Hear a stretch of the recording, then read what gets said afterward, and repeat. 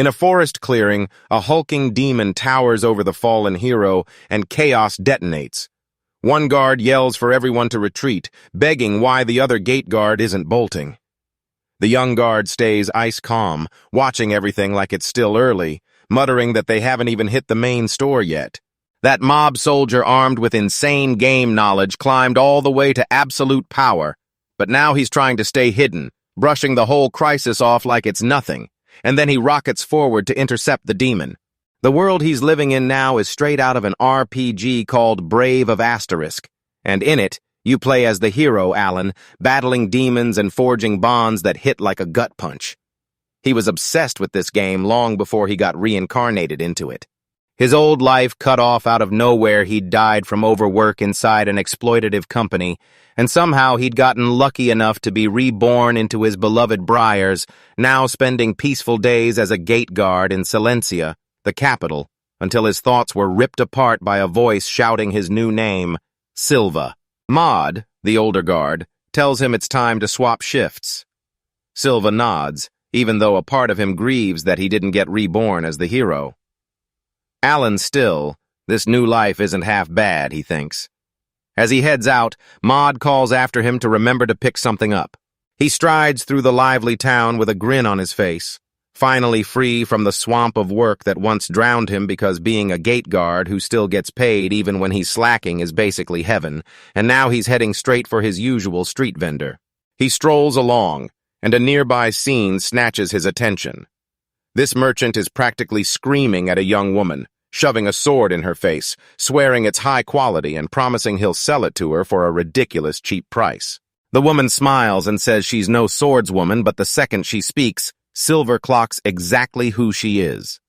Charles Orland, a key player who becomes his early game friend, and his heart detonates with excitement, because she was his absolute favorite.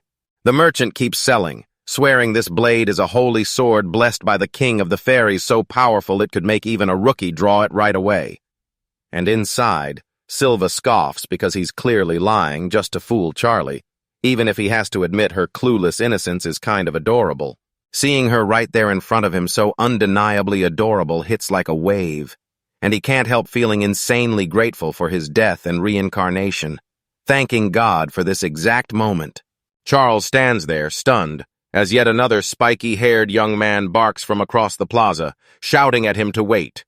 The newcomer strides up, jabs the merchant with a finger, and confidently shouts that the sword's a fake. Then Silver snaps, "Oh no, it's Allan! He's the Brave of Asterisk protagonist, the very avatar the player controls, and seeing him face to face hits differently, especially since the story says Allan is destined to become Charles's lover." Allan offers to escort Charles to the castle gate while she's on her way to grab herbs, and Charles agrees without hesitation, so they head out together, leaving Silva frozen in stunned silence as he mutters her name under his breath. While Allan's walking away under a cloud of gloom, a merchant swoops in and tells him, "Don't buy what Allan's selling." Then the guy offers him the sword for a ridiculously cheap price. The merchant keeps pressing his sales pitch, insisting that this sword can turn even a regular nobody into a hero right then. Silva's attention snaps to every word. His face tightens for a second, then he shoots his hands forward and blocks the merchant's, refusing the offer with a quiet, unshakable calm. With a soft smile, he tells you he's just a gate guard, and a plain sword is more than enough to handle him. That blunt no leaves the merchant totally baffled, and the older man snaps, calling him a strange fellow before turning away and grumbling that he should take the sword somewhere else. As the merchant walks away, Silva's resolve hardens like steel because he knows it now. He's not the hero, not the main act at all, just a background mob, and that title belongs to Allan. This conviction is ripped straight from his past life. He remembers drowning in non-stop work, and how playing Bryce was the only thing that ever felt like real joy. And that memory sparks his need for a simple life right now. He kept mulling over this brand new world he'd landed in, and somehow every character felt charming, especially Charlie. He couldn't help but grin, trusting that if the original script played out, Allan and his crew would tear the demon threat apart and finally kick off a peaceful new era. Electric thrill hit him, and his fists clenched tight as he realized he had to see that epic unfold with his own eyes. His mind kicked into overdrive, sprinting through a plan because in a world like this, demons didn't just show up. They hunted humans non-stop, and staying alive meant being strong. So he decided to weaponize what he knew from games, rushing straight to the highest level. The second thing started, because that's how he'd carve out a safer, more unstoppable path forward. He hurried to make one thing crystal clear to himself: he wasn't trying to steal Allan's spot. Not at all, because he always respected the source material, and his advantage was simple. Find the perfect place to grind for years and climb his status to the absolute max. You'd never forgive someone for twisting the original story, especially not if it came from him. And honestly, watching it unfold from a distance was all the payback you needed. His peaceful daydream shattered the moment his colleague returned. Maud was back. Silva's expression lit up like a spark, and he clasped his hands in pure joy, blurting that original works were the best. Maud just stared, totally baffled, asking what on earth he meant. The older guard let out a booming chuckle and waved off that weird comment, then suggested they grab a drink after work. Silva snapped up in agreement, flashed a thumbs up and swore there's nothing better than a beer after shift, so Maud just laughed with him, picked up on the energy, and asked if something good had happened. Before Silva could even open his mouth, a desperate scream for help tore through the air, so he snapped his head around, eyes blazing only to find a monstrous, spider-like demon crawling inside the city walls, hissing like it wanted blood, and Mott just stared, utterly frozen in terror. While the other guards scrambled into action, Maud spun toward his partner. "What was that, Silva?" he demanded. Silva, still rattled, blurted out the event's name. The Wedge then snapped back, stammering, No, it's nothing." But I knew exactly what it was. Wedge Day, the monthly warm-up right before the main story kicks into gear. Back then, demons who never team up suddenly cooperate and swarm the kingdom to attack. The game's script says it's supposed to do almost no real damage, and the hero wipes the demons out fast. As the attack erupted, Maud the senior guard let out a thunderous roar, shouting his men into a tighter formation, because they had one job: hold that line until the hero finally showed up. That thing was only a level 1 demon, so it didn't look even remotely unstoppable. Still, it was way too monstrous for a normal soldier to bring down. Silva watched his comrades hack and slash, but their blades couldn't even dent the beast. He figured yanking the demon out himself wouldn't be impossible, but he didn't want to rip the plan apart, so he decided to stick to his job stand watch as a gate guard and stall it. Then Maud screamed in agony as the creature slammed into her. Silva's eyes went cold as he realized the real question. When was the hero finally going to show up? Instantly, Silva was at his side, yelling, "Are you okay?" Maud waved him off, swearing it was only a scratch, but the second Silva turned back, the demon was gone. Clenched fists, he snarled at the thing for daring to hurt Maud, then bolted after it. Seeing Silva's shocking outburst, Maud froze in disbelief, then couldn't help but wonder if he'd always been this lightning fast on his feet. While the city gate was exploding with chaos, Charles Orland kicked back beside a calm stream, and Allan splashed and played in the water just a few steps away. Once she'd grabbed every last herb, she decided it was time to link up with Allan and started yanking on her boots. Her steps froze when a sudden rustle burst from the bushes nearby, yanking her attention. She pushed her voice into the thick foliage, shouting into the leaves, demanding to know if anyone was there. A streak of silver tears through the woods, hot on a fleeing foe, and when he spots how insanely fast it moves, he decides to stop it by going for the legs. Suddenly, his eyes snapped wide with pure shock. He screeches to a stop, eyes locked on Charles Orland right there in the clearing, standing tall like she owns the place. And he's frozen in shock, baffled out of his mind about why she's even there. His mind goes into overdrive as he desperately tries to steady himself, because some eerie certainty screams that Charles isn't supposed to be here. This breaks the rules of the game, and panic slams into him the moment he realizes her life is on the line. A tragedy she was never meant to endure. Charles's worst nightmare snaps to life when a monstrous dark-skinned demon with white hair erupts behind him, lifting a clawed hand to smash him. Silva hears her terrified scream and roars a challenge, yanks his sword free, and swears the demon won't get a single hit on her.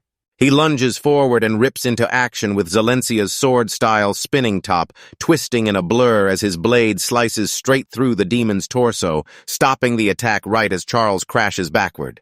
The demon's body slumps onto the forced floor, finally broken, while Silva snaps his sword back into its sheath and the threat vanishes for good.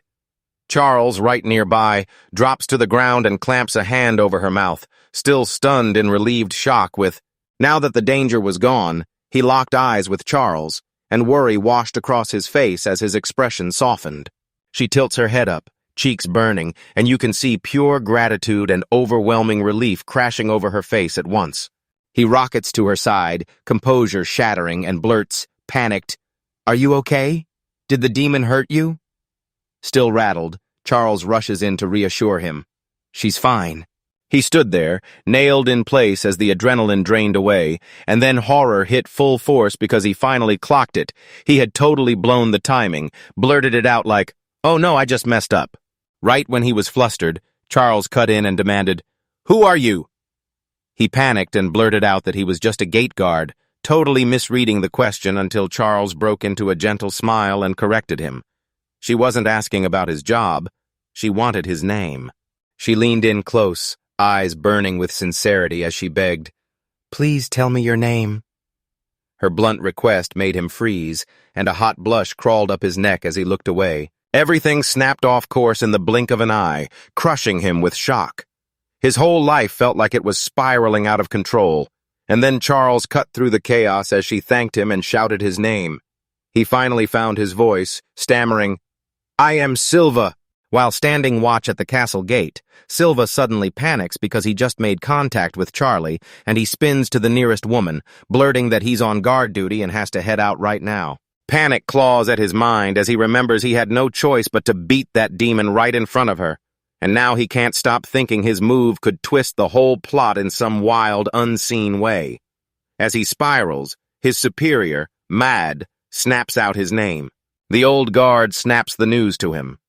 Maud sent a direct summons from the captain of the elite Holy Guard, and Silva goes numb, double-checking, asking if he really heard right and whether Maud truly meant the captain.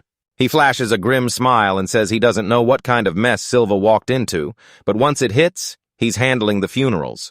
Silva begs him not to spit out those foul omens, but Maud just chuckles, throws out an apology, and then drops a grim warning because the captain of the elite Holy Knights Order is infamous for being brutally stern, and Maud's basically hoping Silva only gets off with a hard scolding. Soon enough, Silva finally reaches his destination, the massive headquarters of the elite Holy Knights. Inside, two fully armored knights haul him through the cold stone corridors. Then one gives him a quick thumbs up, says all is set, and points him straight ahead. As he keeps following, a bead of sweat slicks his temple, and he snaps his gaze upward with steel in his eyes, telling himself he has to do everything he can to dodge meeting her. Meanwhile, in a cramped office backed by towering bookshelves, a woman in ornate armor stands rigidly, eyes locked on a report in hand, the elite Holy Knights captain ready to move the moment it matters. She clutched the report in her hands, eyes snapping wide with pure disbelief. Then, through the window, Silva came striding toward the office. A sudden burst of energy detonated. She thrust her hands forward, smashing the window to pieces, and grinned like she was inviting the world in. The moment the door slammed shut behind Silva, he strode inside where the captain greeted him by name with a warm smile. He clocked her shining silver hair, those deep blue eyes, and that built top-tier physique he immediately knew belonged to one of the best in the entire game. He spotted her in an instant. Elda Snow White, captain of the elite Knights Order. And to Bryce, she wasn't just impressive, she was a love he could conquer. With bated breath, he asked if she needed him for anything. Then she pouted, snapped, "You thick-headed idiot," and demanded to know why he still couldn't figure out why he was even there. A terrifying realization hit Silva like lightning somehow. Eldon already knew the truth about his powers, and the fact that she had summoned him specifically. That one detail screamed danger. Her face hardened, and his worst fear got confirmed. She leaned in close and snapped, "So you're the one who killed the demon, right?" Silva flinched, stunned by the accusation. Tried to play dumb, asking what she even meant, And Elda snapped into full explanation, pointing back to that demon attack from a few days ago, while talking through her report on a demon corpse that had been found shredded completely to pieces. She kept cutting in with her airtight logic, saying the demon still bore the marks of a technique called the spinning top, and only one person besides the hero could pull that off, the captain of the Holy Knights Order, who wasn't even there. She stared him down and demanded answers. Who else could have done it?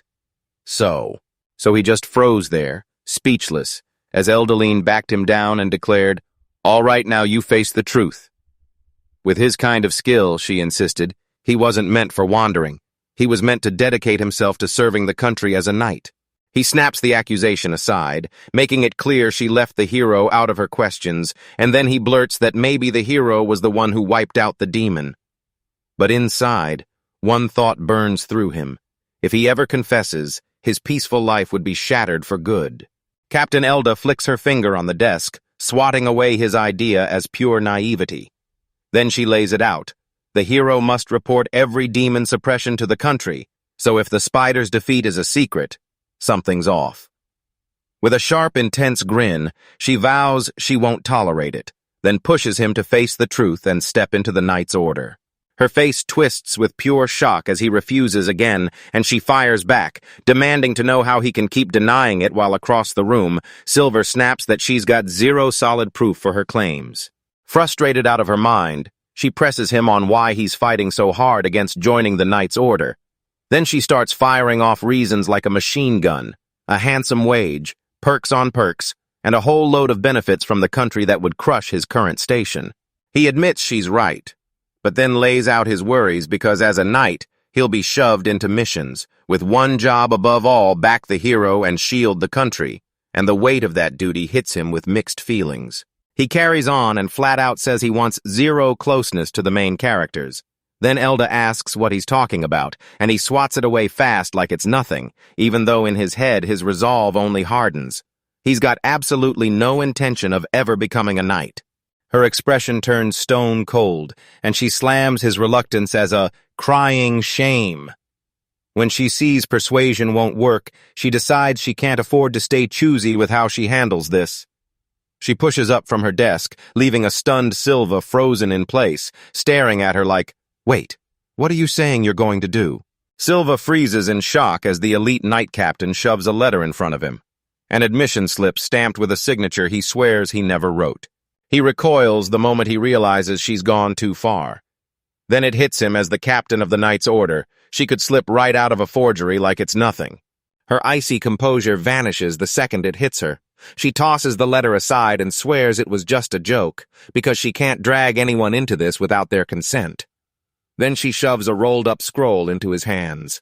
She snatches the new document and blurts, "What is this?" The captain snaps back that she'll stop trying to get him to join if he'll do her one favor. Then the paper unfolds into a sketch of a stranger she's never seen. She points him out as Braggio Bertoli, an applicant desperate to clear the entrance trials for tonight's order, and with a stone-cold glare, she cuts right to the point. "Silva, stop him, don't let him in." He spots the surname and blurts out, "Braggio, does that mean he's from the legendary Birdley family?" The captain answers, "Yes," but the moment she says it, her voice turns icy as she spits that the guy is an irredeemable scumbash. Braggio's stuck in a nasty bind. She's a noble, so she can't just flop on the trials and walk away, or the higher-ups will come crashing down on her, and that's exactly why Silver has to step in. She lays out her scheme. Silva will face Braggio in a fake battle during the entrance trials, and he's got to crush him hard enough to convince everyone Braggio can't belong. Then it hits Silva like lightning. She's not fighting to win, she's using him to sabotage the whole thing. She weighs the offer, then demands a straight answer if he fills in for her and does this favor. Will she really quit trying to drag him into the Knight's Order? Her expression lights up and she breaks into a wide, confident smile telling him that's the deal, and she's counting on it. Behind the cold stone walls of the capital's fortress, one poor guard was hit with a new job that was nothing but trouble. He trudged through the streets, groaning with raw frustration because they'd handed him the kind of annoying job that really grinds you down. Braggio felt trapped in a razor-thin balance. He wasn't meant to matter, yet he still had ties to the Knight's Order, so if Silva slipped even once, the fallout would explode out of nowhere and could completely wreck how everything played out. That hit him like a punch. Now he wouldn't back down.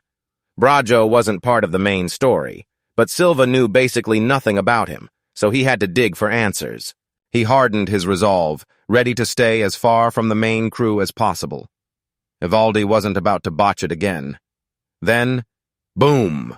A light tap landed on his shoulder and shattered his focus. He spun around, heart jumping, and there right in front of him was a familiar face grinning hard, Charles Orland calling out, "Silva!" Panic hit him. First, he blurted that she had no business meeting him, then immediately stumbled back, stuttering that he was actually glad he'd met her, and the memory of their first encounter, when he'd finally made up his mind, slammed back into his head. She didn't let his awkwardness throw her off. She reminded him he'd vanished right after saving her, and she'd been hunting him ever since. So he scrambled for an excuse, saying he had something urgent to deal with. Even he could tell his excuse was weak. He snapped his hand over his face and blurted out a real apology for vanishing without a word, and Charles just watched, thoughtful, as she calmly said, "I see." Her eyes narrowed the moment a do-or-die question hit. Then she jabbed a finger at him. "Silva, why do you know my name?" The shock made him jerk back. A sharp pang of guilt hits him for lying to Charles, and he scrambles for a cover story claiming he was sent to guard nobles at a party and spotted her name on the guest list. She leans in, eyes locked on him, and asks if that's really what happened. He can barely squeak out a hesitant, "Okay," and when he says it, she puffs out her cheeks with a playful pout like she's begging him to try harder because that stiff answer just won't cut it. She tells him she understands, then pushes back. He doesn't need to act so tense and polite around her. Just as he starts to protest that he can't just change like that, she cuts him off and says she has to thank him for everything he's done. He suddenly gets flustered, waving her thanks away like, "It's nothing, I'm just doing my job as a soldier." But she won't back down. She swears she'll do anything for him, even offering to help out with his work. Then she drops the mask she's running an investigation and needs his help, smiling like it hurts, acting like he has no choice at all, so he finally agrees. In Zalencia's capital, Silva and Charles burst into a roaring red light district where the Birdie Lee family, one of the country's most powerful noble houses, has a reputation for showing up again and again. She meets an informant who tells her that since this family is basically everywhere, it was child's play to dig up intel. Then the rumors start pouring out they've got huge strings with the royal family thanks to massive donations, but people also swear they're running human trafficking and pushing illegal drugs. Charles takes in the grim news, then shoots Silva a quick, bashful glance as they push through the packed streets. Locals can't help but stare. He figures based on what he's been told that their target has to be around here, and when he catches her going quiet, he swivels toward her and blurts, "What's wrong?" Her cheeks blaze a deep crimson as she clamps her hands over her mouth, then squeaks out just where does he plan to take her. His eyes blow wide with shock the second he catches her meaning and he scrambles, insisting she's totally wrong. Then he clocks her smile and she giggles, admitting she was just messing with him, and tells him she's hoping they'll find this Braggio fellow soon. Turns out their target Braggio has a reputation as a total waste.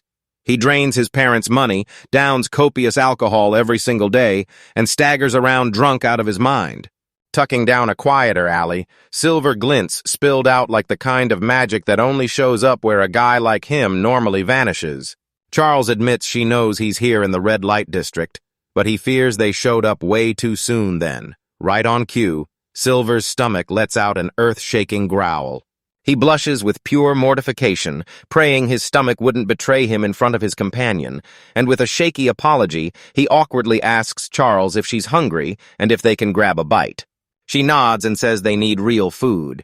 Then Charles admits he's starving too, and the moment she smiles, she points at a nearby spot, eyes bright with excitement, telling them the smell is too good to ignore. The suggestion pays off. Charles dives in and takes a huge, satisfying bite of that hamburger, and her face lights up with pure, unfiltered enjoyment.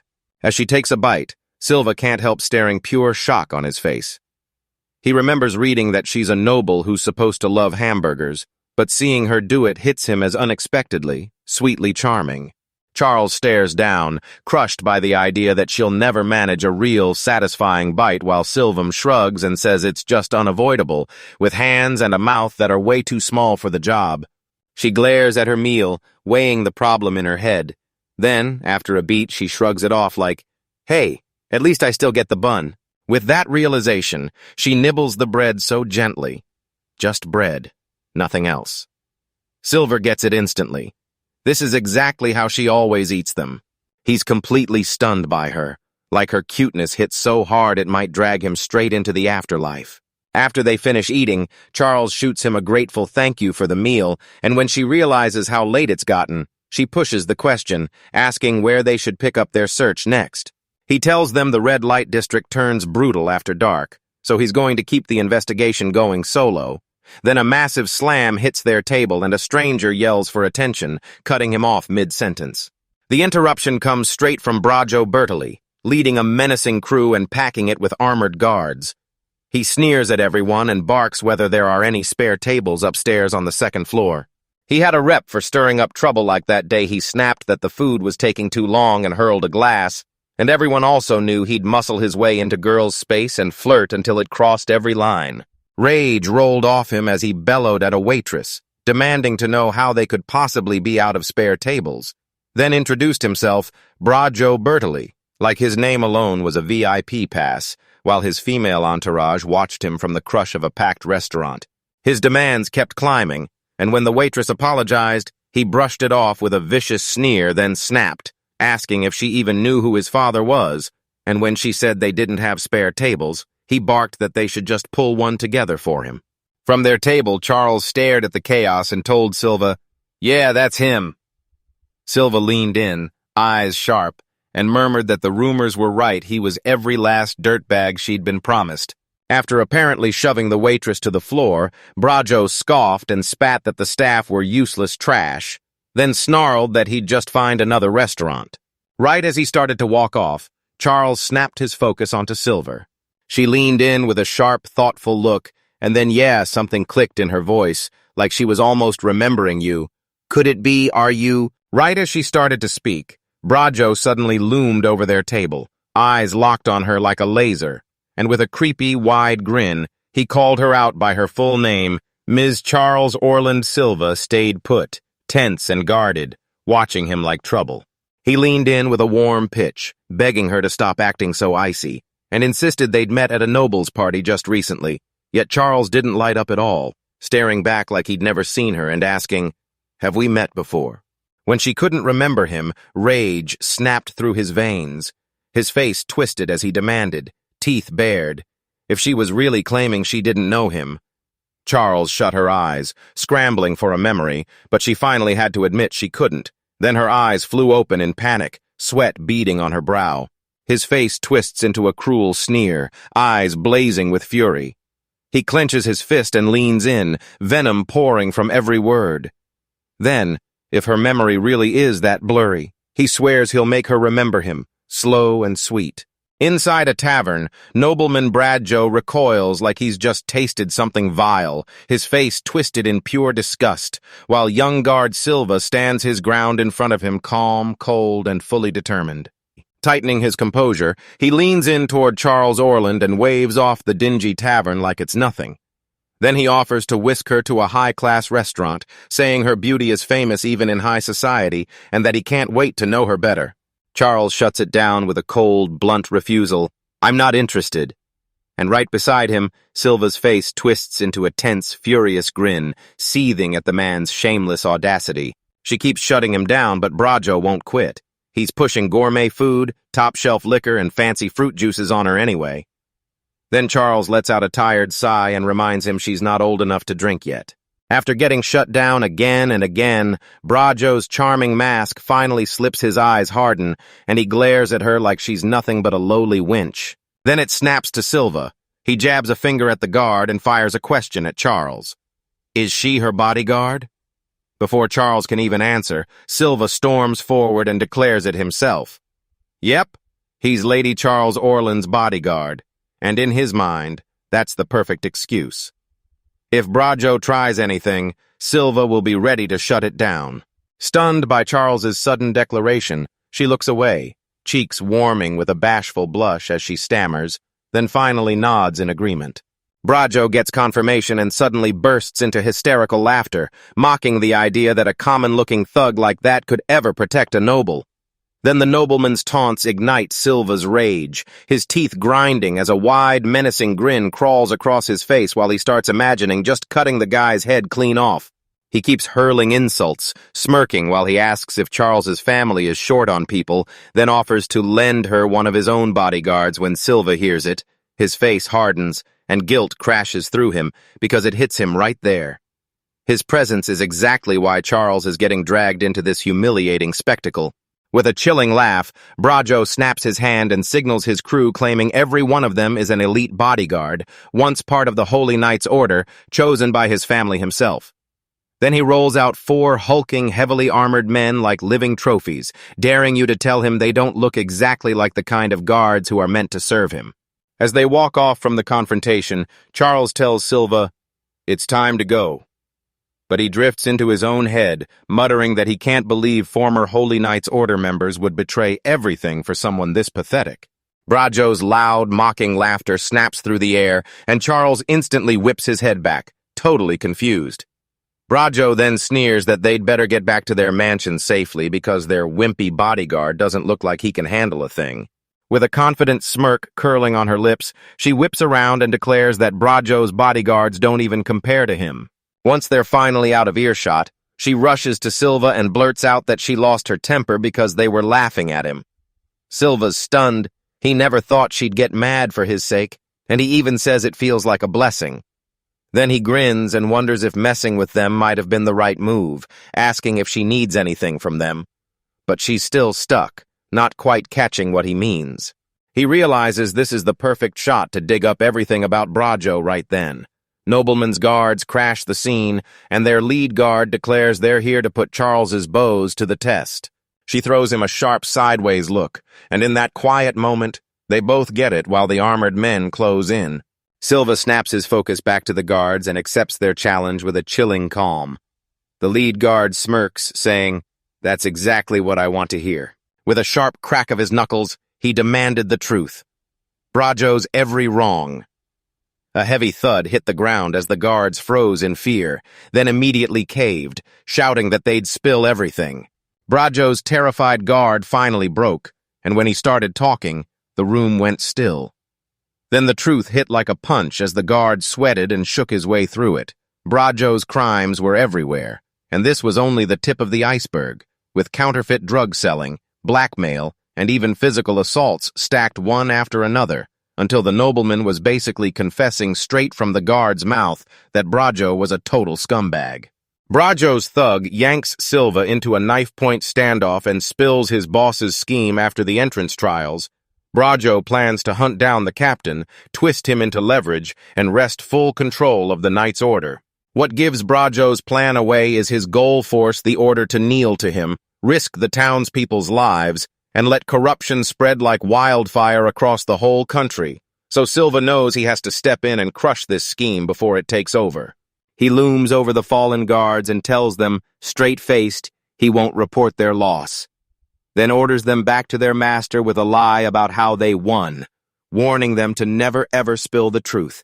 Charles Orlan steps in like he's always known him, calling him Silva, and she blurts out that no regular soldier could have pulled off what he just did, wiping out a demon with zero hesitation. Then she hits him with the real question. How did he get this strong? He beamed at her and joyfully told her, yeah, it was brutal training, then added that for years he'd been hiding out in the mountains. He leans in and admits the place is packed with monsters, so he's been living on the edge, nearly dying every single day.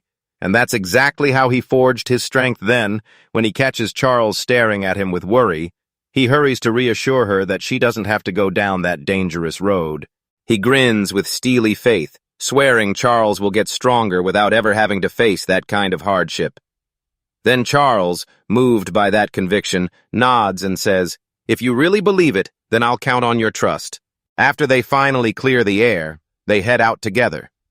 Silva suddenly admits he's starving, says they should grab food somewhere else, and Charles fires back, did you get treated all right? Later that night, a towering silhouette looms against the starry sky as Charles's voice cuts through the dark, declaring that, yeah, of course she'll treat him. because every nerd is basically obligated to take care of their favorites. The day of the night's entrance trial finally hits, and it kicks off with 127 brutal mock fights. First up, one-on-one battles picked by lottery, with the winners moving on. Silva clutches the notice like it's a lifeline, his resolve hardening as he vows to stop Braggio from taking over the order. Yeah. He didn't think he'd find his target this fast. Then Braggio Bertoli pointed a gauntlet at him, snapping into recognition as the same dull-looking bodyguard from before. Silva didn't flinch, he just greeted him, shocked to see Braggio waiting there too. The nobleman sneered and shot back that he could say the same thing. Then he bragged that his bodyguard had already reported how things went, claiming they were meant to beat Silva soundly to knock him down a peg, but the nobleman just stared, because Silva didn't look hurt at all. With a knowing grin, he told him he'd only gone to the church for a healing potion, and yeah, it cost him a pretty penny. Then he shot in a sharp jab like, "Tell me how Braggio's supposed to afford one himself." Braggio's rage detonated the moment the insult mocked a healing potion. Then he swept his arms with swagger, bragging that his gleaming armor was top tier and hammered from rare orichalcum, before an official voice blared both their names and ordered Braggio, Bertie Lee, and Silva to the heart of the training grounds. The moment Braggio realized they'd be enemies, he erupted into mocking laughter, calling Silva a cursed, unlucky man and swearing he couldn't believe his luck. Silva just stayed calm and nodded. "You're right, Sir Braggio." He whirled on the trial examiner and demanded what happens if you kill your opponent straight up. The examiner said you get disqualified on the spot, and Braggio flashed a fake wave of, "Oh, thank goodness," before turning back to Silva and telling the mob soldier he'd barely escaped. With a cruel grin, he pushed forward, then snarled, sword cocked high, lunging like a bullet as he roared, "Here I come!" Silva's attack fizzled out the moment his finger twitched. Braggio's sword clanged to the ground as his grip vanished. Braggio just stared, mouth hanging open, words tumbling in panic. Silva brushed it off like it was nothing, saying his hand must have slipped and that Braggio barely squeaked by. Then the thought hit him. Could a solid strike really end this guy even through that armor? He then pitched a crazy plan. What if he hit Braggio in the very same way Braggio stumbled over himself and snapped back that his first rush was just a decap move, nothing more than a trick to make Silva take the opening hit? Then he swore that this time, Silva wouldn't get the first strike. Silva's grin turned razor sharp as he accepted the offer. Then he jabbed the truth. Braggio's arm had gone numb, so he couldn't even swing a sword. Before Braggio could react, Silva moved like lightning and slammed him down. The hit exploded through the training grounds and Braggio went flying, rolling through the dust. Silva towered over his battered opponent as the guy scrambled for dignity, blurting that he'd just tripped. But Silva watched the pathetic excuse with icy calm. He coolly pointed out that, yeah, it really looked like Braggio had slipped, and that tiny comment lit a fresh fuse in his opponent, who snapped back that he hadn't even brought out his full power yet. Braggio seethed and snapped that he'd only survived on luck, then declared he was finally ending the match because in his eyes, he'd never even won it in the first place. The sword started to gleam, and from across the arena, Silva just watched, fully aware of the danger. He snapped his hand onto his sword's pommel, and a gentle glow spilled from the blade as he murmured a quiet spell to supercharge it. This technique is the core of magic. Pull your inner mental energy and aim it like a weapon. Pour it into your body and you become as tough as steel. Feed it into a blade and even a basic sword turns razor sharp, cutting clean through iron like it's nothing. His thoughts wandered to why this power mattered. Demons, humanity's ancient nightmare, were built with bodies far tougher than any mortal, and to face them and become a real hero, you had to command magic without restraint. The wild part. Most people spent their whole lives never even realizing that kind of power existed, and definitely never learned how to use it. Silver spots the truth in his opponent's armor orichalcum and smiles like it's already over, saying that without it, their bodies stand no chance against him. Then the guard unleashes a crushing aura, and Braggio Bertoli's face breaks into sweat as his whole body starts to tremble. He stammers, confused and rattled, asking why Silver suddenly shifted like this and what he's actually trying to pull. Mercs fires back at Braggio, yelling that it's his job to strike because in a duel, you don't win by waiting around, you win by throwing the first real attack. Silva recoils in terror and snaps, blaming Silva for plotting to kill him. Then he blurts that some low-ranking nobles must have hired the guard for a measly paycheck until the word bottom feeders hits, and Silva's face hardens like stone. The moment Braggio mentions Charles, the nobleman flinches hard, and Braggio catches himself thinking that Silva feels completely different now, like he's been swapped for someone else. Staring straight into Silva's eyes, Braggio realizes the guard isn't bluffing. He truly plans to kill him. Panic rips through him, and he scrambles to switch gears, offering to hire Silva himself, paying out of his own pocket. He keeps begging, swearing he'll throw out fortunes bigger than Charles could ever cough up, even dangling women in the deal if Silva just gives in. Yet Silva doesn't budge, only asks one thing, "Are you ready?" and snaps a warning that if Braggio cares about his life, he better not move. Braggio's breath catches, and he blurts out in pure terror. Braggio throws out one last, desperate pitch of fine women better than Charles, even, and it backfires instantly. Silva's face contorts with rage as he snarls at Braggio to shut up and swear she'll never say her name again. Rage spitting sparks, he lunges forward and unleashes his killer move Zalencia's white waterfall sword-style blade, slicing through the air and smashing Braggio with jaw-dropping speed and raw force.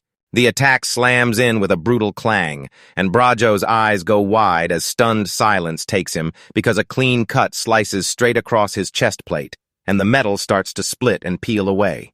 With a final sickening thud, the severed armor crashes onto the ground. Braggio gasps in disbelief, staring like he can't even process it, because his armor, forged from orch alchem, should never have been broken. In the middle of a stone arena, Silva looms over his fallen opponent as he crumples to the ground and blurts out surrender, stammering the whole way through.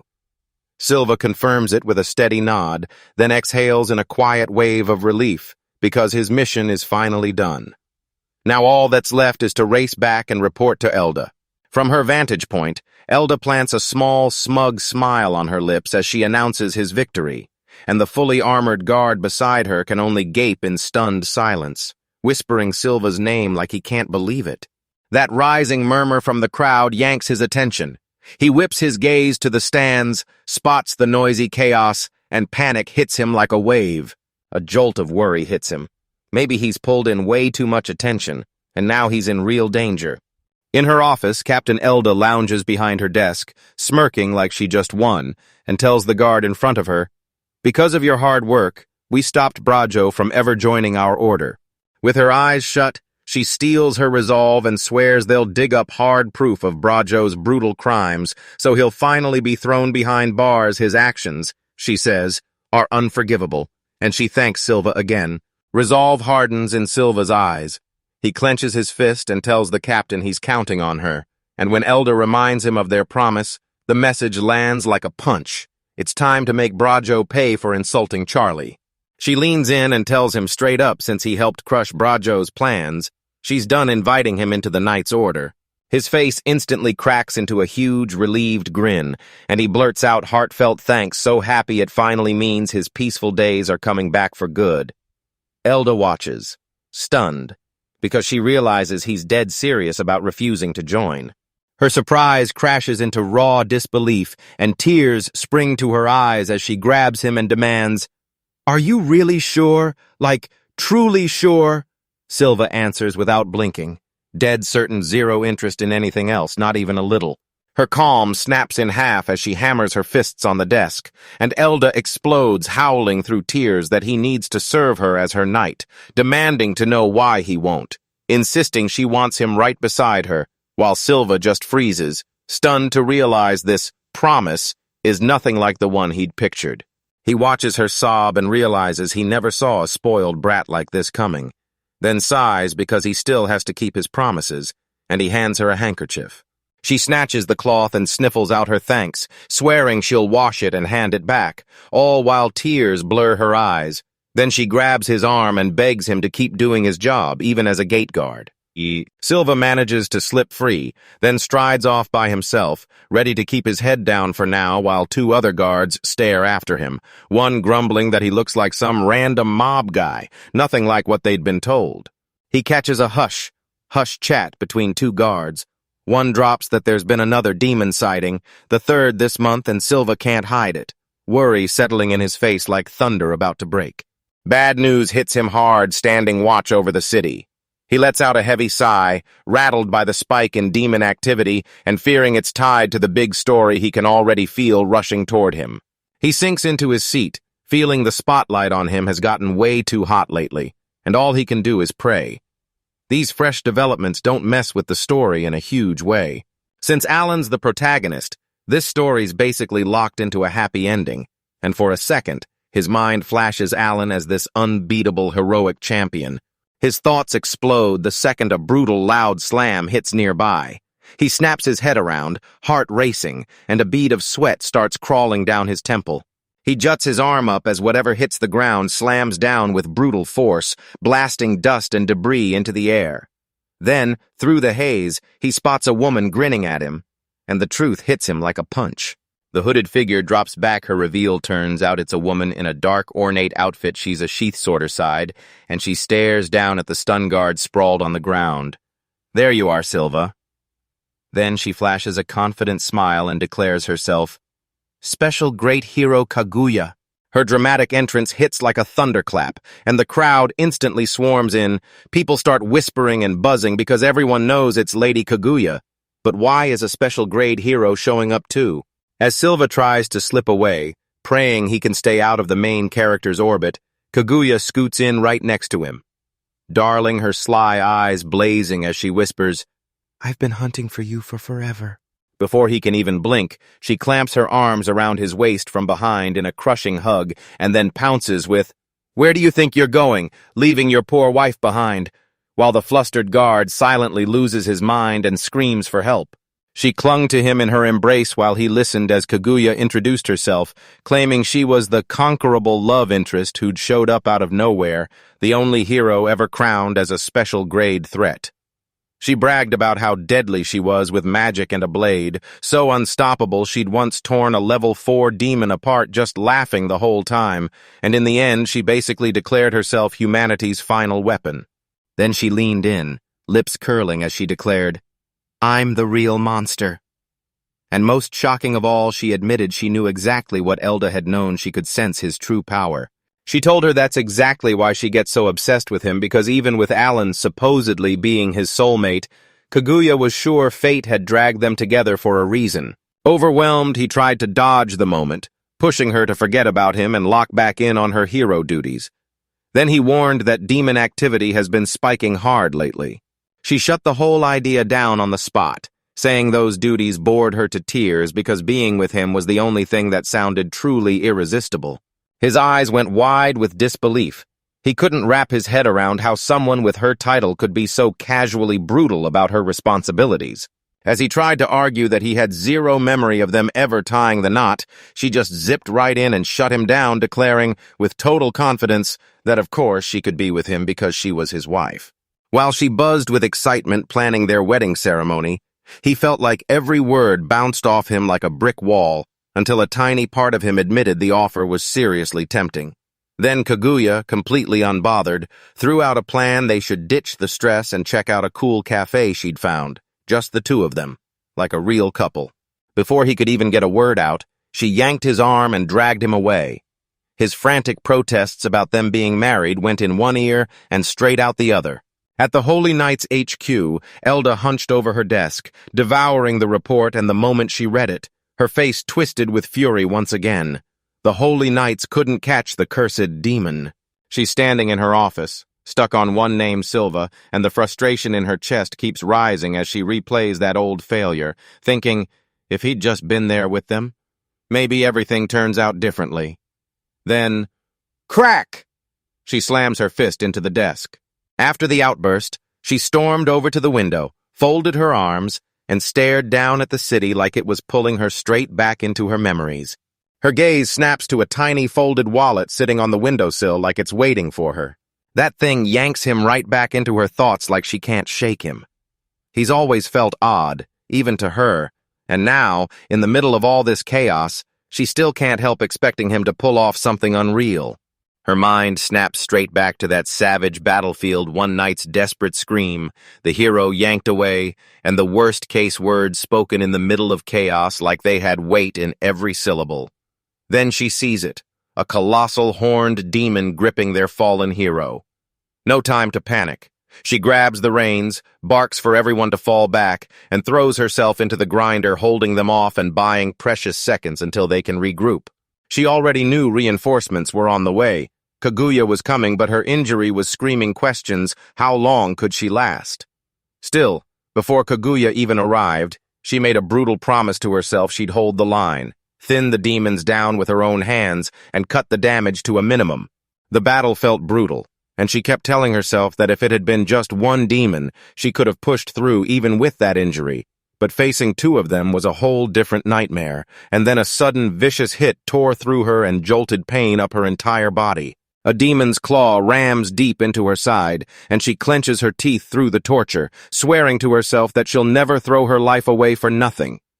Then a ghost of light starts to bloom from her armor. She rockets forward, swinging a brutal arc that cuts straight across the horned demon's chest, yet it just grins, unshaken, like it's barely even there. She barrels past anyway, desperate to catch up with her comrades. But the demon roars, snapping, "Not so fast!"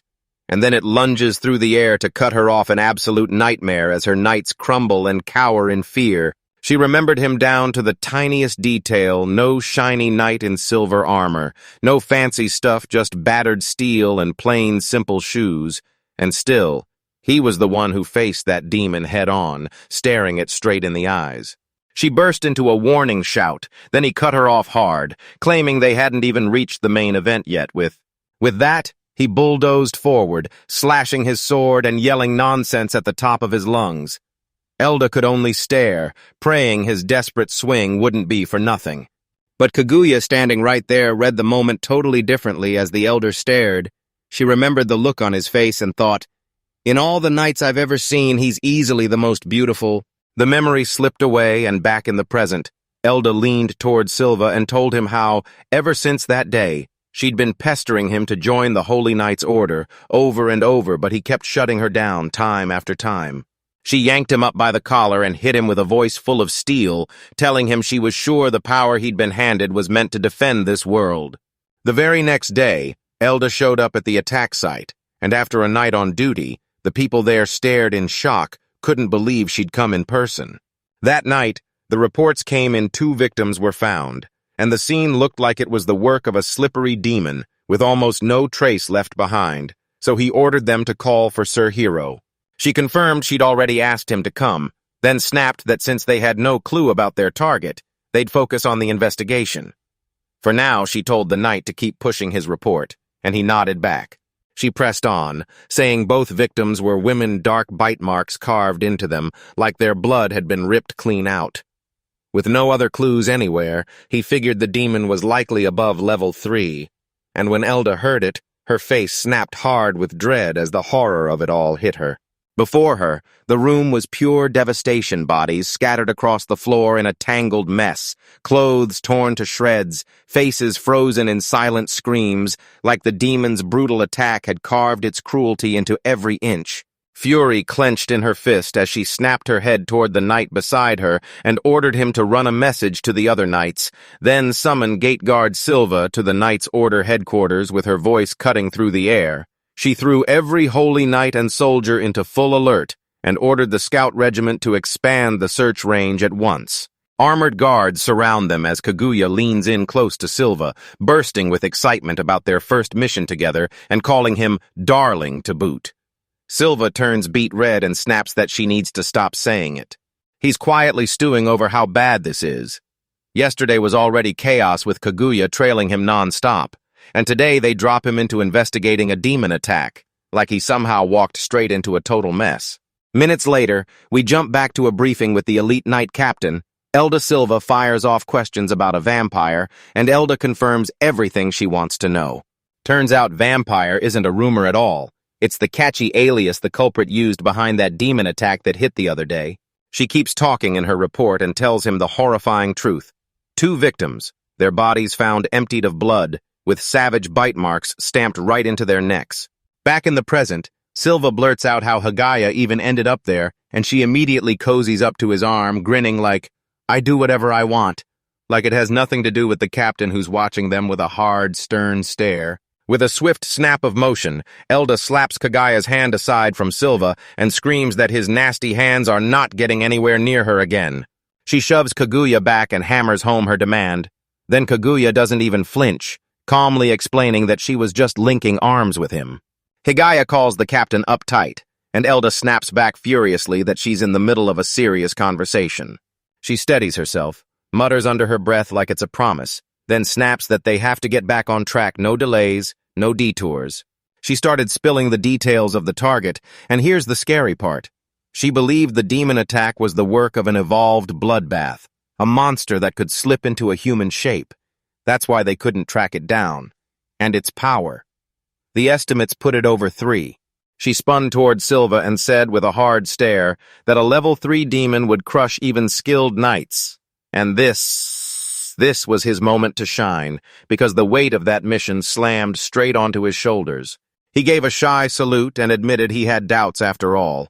He was only a gate guard, and he swore he could do nothing but run errands. Elda didn't even flinch. She told him they were short on manpower and needed his help with the investigation, even if he had to work on his own. Her offer to let him run wild on his own left him frozen. He shot those 2 women a suspicious stare, and that's when Kaguya demanded to know what was bothering him. After a beat of hesitation, he finally admitted he had to ask something first. His eyes narrowed and his gaze locked onto Elda, getting sharper by the second, as he demanded straight up whether she had any hidden motives for handing him this assignment. That question blindsided her. She burst into flustered laughter, flapping her hands to brush it all off because no, she wasn't trying to kick off some big scheme. She wasn't even hoping that helping with the investigation would earn him respect from others, making it easier for her to officially invite him into the Knight's Order. Her nervous laughter kept bouncing off the walls, and for a second he just stood there. Then he dryly snapped that she'd practically spilled every single detail of her secret plan. He let out a weary sigh, finally getting what she meant, and he told her that even though he usually couldn't refuse an order meant for something as simple as an investigation, he'd accept this one. But right as the words left his mouth, Kaguya popped up beside him with a bright grin, saying that if he was getting involved, then she'd jump in too because of course she would. He just froze, completely speechless at the sudden move. The captain slammed her palm on the desk in pure outrage. "Wait, Kaguya!" she shouted, warning that Kaguya's involvement would wreck the whole plan, but Kaguya didn't even flinch. "I don't care about the plan," she said, dead serious. "I just want to come with Silva." The captain could only groan, utterly done with it. She let out a frustrated sigh, then caved. "Fine, you're right," she snapped, admitting they needed every scrap of help they could get, then stared them down and ordered them to show up for the upcoming investigation meeting, where they'd be filled in on everything. Silva raps the heavy door, then shoves it wide open, stepping into the room and calling out that they're here, while Kaguya slips in right on his heels. The moment they step in, the knights can't help but stare. Hushed whispers explode through the room like a ripple of shock. The soldiers murmur and press each other for answers. Who's this mystery fighter? Then their eyes catch the real twist, Lady Kaguya walking beside him. Suddenly the chatter turns to disbelief, like, why would a legendary great hero like her stand with some random grunt? They all start to guess it must be Captain Eldis's orders, but Kaguya doesn't react at all. She just shuts her eyes, smiles faintly like she already knew what was coming, and soaks up every stare. A whisper ripples through the huge briefing hall, bouncing off the high walls as everyone gathers around the big round table, while Silva and Kaguya stand side by side, far from the other knights who can't stop whispering and gossiping. In the briefing room, Kaguya slides up to a table packed with knights. There's Silva, visibly stunned, and with a dazzling grin she asks if she can join them. Silva blurts out a shaky, yes, and she beams as she thanks him and finally drops into the seat. She leans in, eyes sparkling with mischief, and lets out a chuckle that makes them immediately stand out while inside, Silva grumbles, because the spotlight is totally hers. Everyone squeezes into place around that huge round table, and the person in charge of the night thunders out that the vampire attack investigation meeting is officially starting. They kick things off by laying out every known detail for the group, starting with the 2 victims in their 20s, whose corpses were found in the northern part of the capital. As the grim details spill out, Maud snarls curses at the wretched demons behind it all, and beside him Silva goes still. Realization hits hard. This attack case was never even in Bryas's main story. He takes in this fresh info, clicks into place, and realizes if this is even a detour, then the main crew won't be stepping into the fight, and the whole mess will probably sort itself out without them. That thought crashes into him like a nervous exhale. Finally, he can breathe.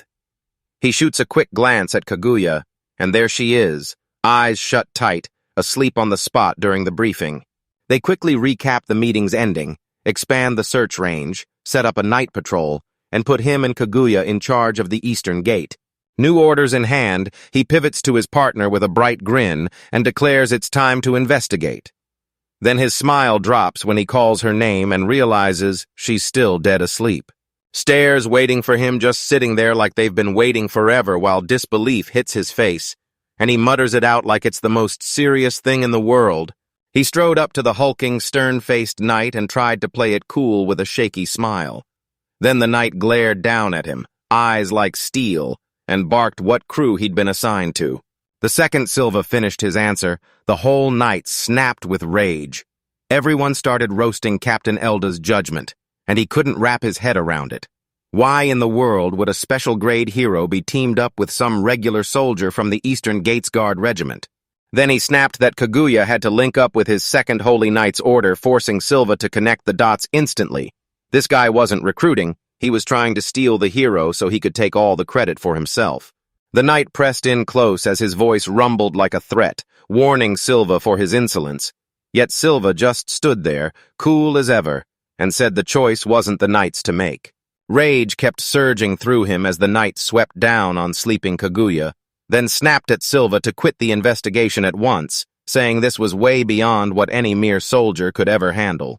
When Silva tried to say he was obeying the First Holy Knight Order's captain, the other man suddenly lunged in and yanked him by the collar, snarling that they belonged to the Second Holy Knight Order and didn't care a bit about the First Authority, while a trembling subordinate watched, terrified his leader was crossing the line. Shoved Silva backward and roared that, as honored members of the Second Order, they absolutely refused to let the First outshine them in any way. Suddenly, his subordinates started trembling as they frantically tried to warn their leader something was right behind him. A cold voice slashed through the air, ordering him to shut up, so the knight froze. Sweat beaded on his brow, and he snapped his head back in total confusion.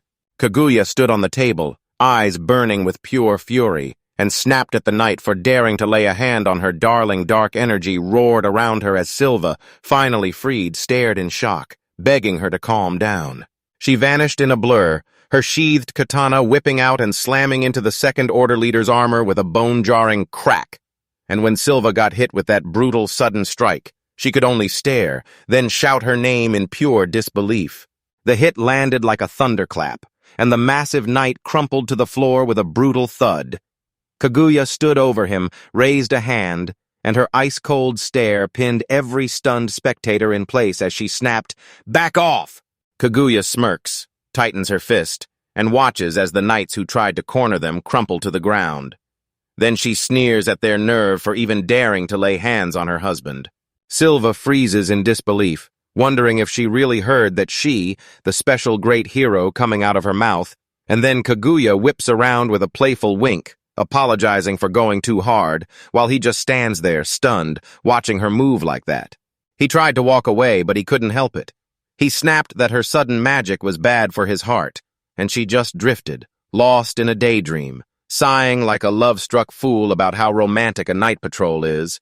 She flashes him a bright smile, then defends her choices on the spot, telling him it's only natural for a wife to protect her husband, especially after Salem came and attacked him. He admits she saved him, but grumbles that she pushed it too far. Then Kaguya just smirks and brushes it off, flipping the script to demand he praise her for protecting him. He clocks Silva's flat, unmotivated face and calls out that he looks totally unsure. So all Silva can do is slump into a tired, defeated sigh. That guy won't let it go. He insists she's not lying about loving him, so she fires back with everything she adores, how he always looks out for others, how much fun it is to tease her, and why it's all true. Her expression melts into real affection, and she admits the truth. His biggest strength is something he keeps locked away from everyone, and she absolutely adores him for that. He snaps his gaze away, convinced he'll never get a real shot to go all out. Then Kaguya leans in close and gently pokes his cheek, smiling like, "I want to see you do your best, right here, right now, right." Then she lifts into the air right in front of him, flashing a small, smug smile like she owns the moment. She muses that responsibility comes baked into strength, even as she pretends she doesn't know what he's talking about. Down below, Silva freezes and replays her words over and over. Responsibility. She stood beside Kaguya under the night sky, stared up at the heavens, and called his name until he finally looked.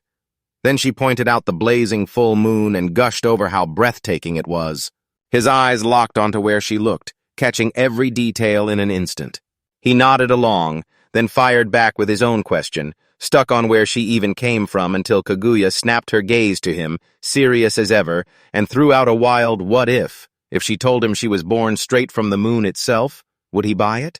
Kaguya's chest tightened the moment that question hit because it yanked her back to when she was just a kid, picked as a living vessel for secret research to harvest the moon's magic, while shadowy watchers circled her, and one of them even recognized what she truly was. That moon-forged power made her the strongest, yet it stole her tears to pay for it. Then she snapped back to the present, and her what-if question met Silva's instant, heartfelt answer, no hesitation at all. He said he'd believe her, and it absolutely blindsided her. Her surprise melted into a warm, relieved smile. She let out a soft laugh, glad he believed her, and murmured a quiet thank you. Then he laid out his reasoning. If you believed she'd come from a moon, you wouldn't just hear the story, you'd fall for her way harder. That sudden explanation hit her like a punch, and she went totally speechless. The word romantic kept echoing in her head, freezing her in place while a blush spread across her cheeks as she struggled to make sense of what he'd said. Her cool shattered instantly. She sputtered, pointed at him, and teased that he was finally being shy, then jokingly accused him of emotionally abusing her just by teasing his wife. But he stayed stone calm, looked her right in the eye, and cut it off.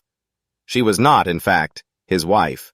His blunt correction hit like a sudden punch, and he froze, then trailed off as the realization finally crashed in that his own words had landed completely wrong. His thoughts got yanked away the second a weird scent slid down the street, and suspicion sharpened his face like a blade. He and Kaguya stood alone in that quiet alley, and that unfamiliar smell snapped his senses on right now. No hesitation. That smell didn't just hit the air, it snapped something loose, and a scream tore through the city like a knife, cutting from deep within. Silva spun around and yelled Kaguya's name like she'd heard it with him. They started toward the sound, and then it hit him cold, instant certainty. He knew that scent. Right when he tried to say it out loud, Kaguya suddenly buckled, clutching her stomach as a painful growl tore through her throat. Her face twisted with shock and disgust as she realized where that awful smell was coming from, and she hissed, "It's demon filth!" In a dark alley, Allan and Kaguya stumble on a brutal sight. An hooded figure hangs over a fallen knight. Allan's fury erupts. He snaps his sword up and charges straight into the shadows, demanding answers. Allan watches the shadow slide away with freakish speed, vault onto a nearby wall, then vanish into the night until his own hesitation hits him like a curse. He snaps his focus to the victim and barrels straight to her side, checking her condition on the spot. Feeling crushed, he finally exhales when he sees the elite knight captain is still alive and breathing.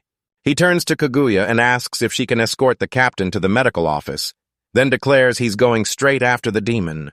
She doesn't mind, but she still clocks him and wonders if he can handle the pursuit solo. Then he flashes a confident grin and tells her, "Don't worry, leave it to me." Once that's done, he fires off a skill and his body lights up like a blazing beacon. Then he shouts the magical boost and rockets into the sky, sprinting across the city's rooftops beneath the full moon. His eyes slice through the dark and snap onto his target. Yeah, he found him. He cranks his speed to the max, tearing across the rooftops and yelling at the assassin to stop because this killer is insanely fast, yet Allan is still closing in. Suddenly, the assassin's cloak melts away into a violent swarm of flapping creatures, and Allan freezes dead in his tracks, jaw dropping as the horde of bloodbaths erupts right in front of him. He tore through the swarm, hacking down the bloodbaths as they closed in from above, muscles screaming with every grunt only to realize their sheer numbers were an absolutely unbearable nuisance. As the fight raged, he couldn't help but wonder, could this cursed demon truly control its own minions? Unseen by Allan, a different young man watched with sharp, knowing eyes, and straight up clocked the move as Alencia's sword style. He put that style to the test, firing off a savage, wild thrust that ripped straight through the bats.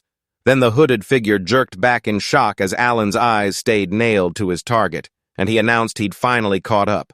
The hooded figure's expression snapped tight, and a sharp flicker of annoyance flashed across its hidden face. Allan's shouts fell behind him as the assassin bolted, only for the blood-soaked monsters to swarm him again. "Wait!" he snapped, rage surging through his chest, and when he realized he had no escape, he unleashed his power and made his sword blaze with pure, blinding light. The dark-haired swordsman screams as he whips his blade around, but the hooded assassin vanishes, turning into a swarm of shadowy, bat-like figures on impact, while a vicious stabbing sound rips through the alley. He watches the last bat-like silhouette streak across the full moon, stands alone for a beat, then snaps his sword back in only to grind his teeth when he realizes his target slipped away. His shift ends for the night, and he heads straight to the local clinic, where golden light spills from the windows into the dark. Kaguya greets him inside, straight up asking if he came back empty-handed, and the swordsman slumped on a bench murmurs an apology for the creature slipping away, but insists he still saved a life with something called hemenitic. Then Kaguya demands to know whether he got hurt at all. He finally admits chasing alone was a mistake, and Kaguya tells him not to beat himself up. Hearing her, he lifts his gaze and lets out a small smile, pure relief. The moment the creature slipped his grasp, she realized nobody else would have survived it. Then her eyes locked on the dark scrap of fabric in his hand, like a clue begging to be followed. He studied the cloth. His resolve turned to steel, and he swore he'd catch it next time. A beams rolls in, grinning like he's found his spark again. Then her praise hits him hard and he flinches, turns away fast and blurts out embarrassed, "Please stop!" As they spill out of the clinic, he weighs their nightmare. No demon trail has led anywhere, like someone's shielding them, and it hits him hard. Those starved demons won't stay quiet.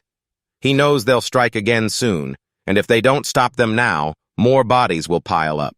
He looks up and spots Kaguya perched on a nearby rooftop, humming like she owns the night, so he shouts to her, telling her the only clue he has is that scrap of cloth soaked in the demon's blood. Gazing at her, he gambles on a long shot, daring Kaguya to try smelling the claw. He thrust the cloth forward and asked if she could track the demon by its scent, reminding Kaguya of her earlier promise that she could recognize smells like that. Yet Kaguya just stared back, utterly lost. She admitted she could feel the stench of demons, but her senses weren't so razor-sharp that she could be used like a tracking tool. Then she snapped, furious at the suggestion, insisting she wasn't some dog even while he kept pushing that he was counting on her. Her words crushed his hopes like glass, and he sagged in frustration, mumbling that his brilliant idea had turned out to be nothing. When she clocked his dejection, Kaguya's face flipped instantly, fueled by fierce resolve, and then bam, cat ears popped onto her head. She swore that if it was his wish, she'd do anything to make it happen, even insisting that as his wife it was her duty to become a cat or a dog for him. Her wild offers spiraled into something crazier, licking his shoes, even stripping for him until Silva the swordsman snapped, flustered out of his mind, yelling for her to stop and swearing he'd be the one to apologize. Right in the middle of the Sephirantic exchange, a sudden arrival crashed in Charles Orland, burst over to Silva and shouted, "What are you doing?" And she just grinned, explaining she'd been searching for him all along, then proudly declared she aced her written exams. She snapped an excited thumbs up at her, clearly blown away by what she pulled off. Kaguya, though, tracked this newcomer with a razor-sharp competitive stare. Without a sound, she wondered out loud who the girl really was, and Silva immediately felt that rivalry flare up in the air. Charles blinked in shock when Kaguya didn't recognize her, and he spilled the truth that she was a student at the Heroes' Academy. Then Silva jumped in fast, calling Kaguya his friend, and she hesitated before agreeing. But the moment Charles heard that name, recognition slammed into him, and he realized he wasn't just talking to anyone. She was the famed special-grade hero. She froze for a second, thinking how a simple hero candidate like her got leaked to someone on Kaguya's level. And when she finally steadied her nerves, Charles told Kaguya she had real promise, then said she was honored to talk to her, a moment so rare that Silva couldn't help but light up with excitement. Charles Orland barrels up to Kaguya, cheeks burning with embarrassment, while Kaguya keeps nervously tapping her lips. Then she comes right out and asks what kind of connection Kaguya has with Silva. That guy smirks, teasing if Charles thinks Silva is still single. Then she whips around and announces loud and proud that she's his wife, the most fragile, demure, and beautiful girl in the world. The moment she says it, Silva's face drains with panic, because dread hits hard now. Charlie is officially pulled into the rivalry. For a second, they're finally relieved they might clear up the misunderstanding until the punch hits. Charlie's jealousy is creeping in, too. Charles pauses, unsure where to even start his explanation, and she narrows her eyes like, "So we're just business partners." He snaps back fast. Kaguya is nothing more than a friend, and then he insists, full force, that her wife claim is just something she cooked up herself. They jump straight into it. Turns out they've both been ordered to patrol together, all because those vampire attacks haven't stopped. Charles's interest suddenly spikes. She tells him that vampire case rumors have been flying around the academy, and then she declares she wants to help too. Kaguya cuts in with a smug smile and fires back, asking what on earth Silva's friend could possibly do. Then Charles snaps, annoyed, saying she can absolutely help, even as Kaguya keeps needling that word like it's the whole point. To prove she's got what it takes, Charles claps her hands hard. Bam! A brilliant light bursts up from the ground all around her, and with one sharp command, she summons her master to appear. When she answers her call, a massive spectral wolf claws its way into existence behind her. Fenra Wolf Kaguya's eyes widen with real interest, because she recognizes the summoning spell as downright mesmerizing magic. Ruru's summoned wolf spirit presses a loving lick to her cheek, and Charles breaks it down. Her elemental magic lets her pull her contracted spirits whenever she wants. Then she introduces the beast as Fenrir, but tells everyone to call him Ruru. Right beside her newly named spirit, Silver couldn't help but smile. Rue was just too cute, wasn't it? Then he pointed out how elemental magic gets treated like an all-powerful skill, deadly in fights and perfect for scouting, too. The wolf didn't say a word, just let out a soft bark, and that sound instantly pulled Silver's focus. She leaned in and told Silva that Ruru has been her constant companion since they were kids so close. It's unreal. Silva stared, because he'd always heard the spirit shuts everyone out except her. He stretched out his hand and the wolf spirit let him touch it. Amazement hit him hard, because it finally clicked. Even Allan only managed to pet Ruru after his bond with Charles had maxed out. The spirit erupted with pure joy, flipping onto its back, and as Charles Cute admired that cute display, Silva happily leaned in, scritching the wolf's belly with delight. Kaguya didn't get that same friendly welcome this time. The wolf spirit dug in and growled at her like it was ready to fight. Kaguya huffed, cheeks puffed with annoyance, calling it rude under her breath. Charles just let out a chuckle and said that kind of guarded attitude was totally normal for wolves. Silva was the only exception. She bragged about her spirit's hard-earned skills and said Ruru can sniff out demons and track them like a bloodhound. So once the wolf agrees, locating the target is easy. Silva immediately lit up, asking whether Ruru could hunt a demon's trail using the scent from a scrap of cloth. Testing her theory, she dangled a scrap of cloth in front of the wolf and let it breathe in the scent. Ruru sniffed hard, then snapped into a fierce bark, head shooting up like a whip as it locked onto the trail, and Charles instantly knew her spirit had struck something real. With the lead locked in, Silva whipped around to his crew. Charles and Kaguya nodded back, and then he barked the order to chase their quarry right now. Under the cover of night, a few figures lurk in the shadows before two wooden structures, quietly getting ready for what they'll do next. The whole crew braces in formation, and the Fenner Wolf Rue steps out front, with Charles, Kaguya, and Silva right behind her, all locked in, staring their target down beneath the starry sky. Gaia snaps the silence and fires off questions to Silva. What's the plan, and should they all infiltrate? Then she whips around to the wolf and asks, Rue, can the little one come off from there? The beast answers with an excited bark like it can't wait. Charles is worried, are just the two of them going to be okay? Silva brushes it off, shuts down any talk of a full infiltration, and orders that only he and Charlie go inside, while Kaguya stays out front and waits. She snaps at his decision with a deadly stare, reminding him that even after all the trouble she's been through, he still let their target slip away last time. She lands her point with a confident grin, and he just nods, yeah, I know, because that's exactly why he's begging her to stay out there. He spells it out so you can't miss the logic. Her power is totally over the top. But she's not built for close-quarters brawls, so he declares that Ruru and Charlie are the key for the infiltration, and they'll need someone posted outside to keep watch. When he speaks, her face instantly softens. Blush creeps up her cheeks, and she whispers that he really knows her. Suddenly, she surges upward and hangs in the air behind him, arms stretched wide like she's making a grand entrance. Then she blurts out how happy she feels, questioning whether it might be love, before snapping right back with, "Of course not."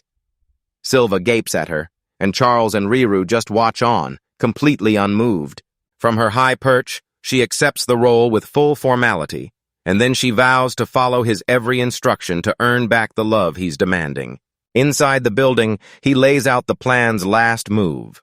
With a fearless grin, he tells his crew that not one threat will slip by him, then swings to Charles and says, Ruru will take the lead right as the wolf spirit practically erupts with an excited, yes! Ruru watches the wolf bolt forward, amazed at its hunger to move, and it hits him how reliable Ruru truly is right on cue.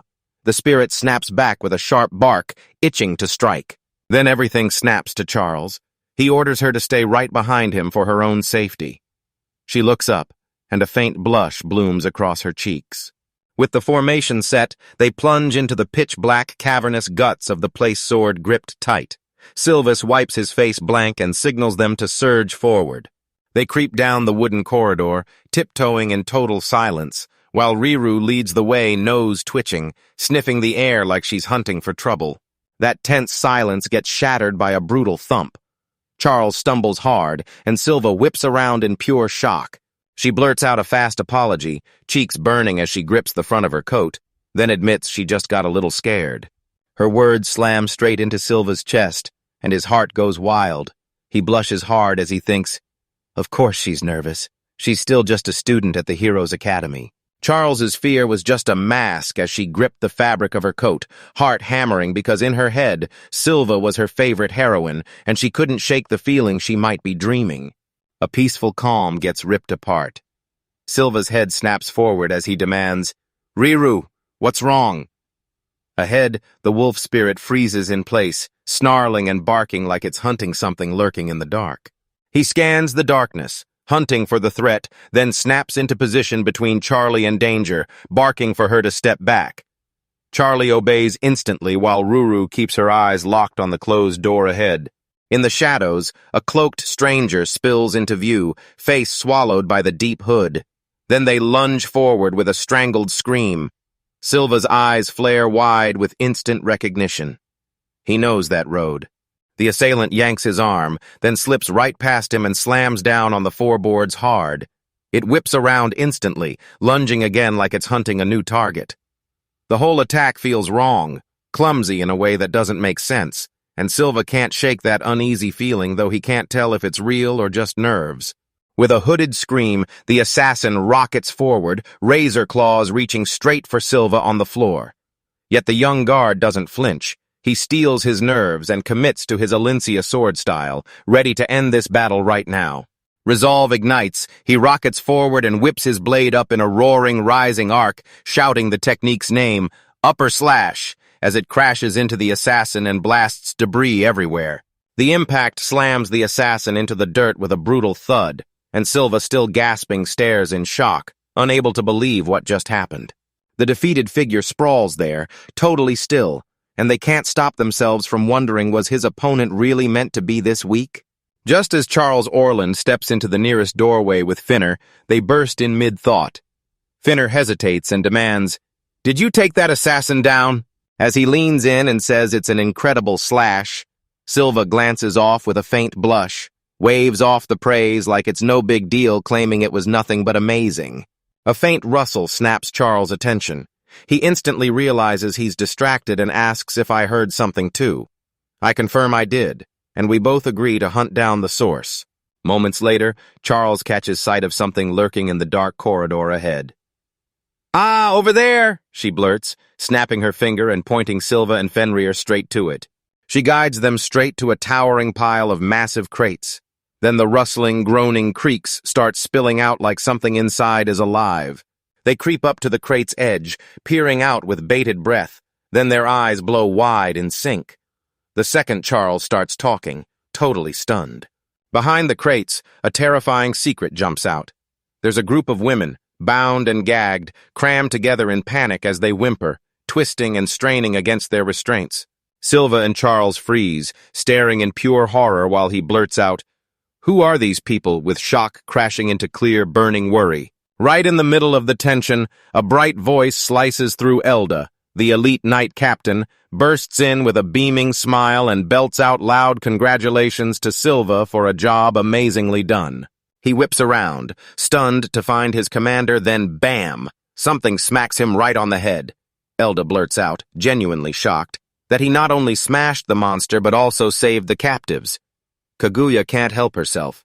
She cuts in with a sharp annoyance, reminding the captain that she was there too.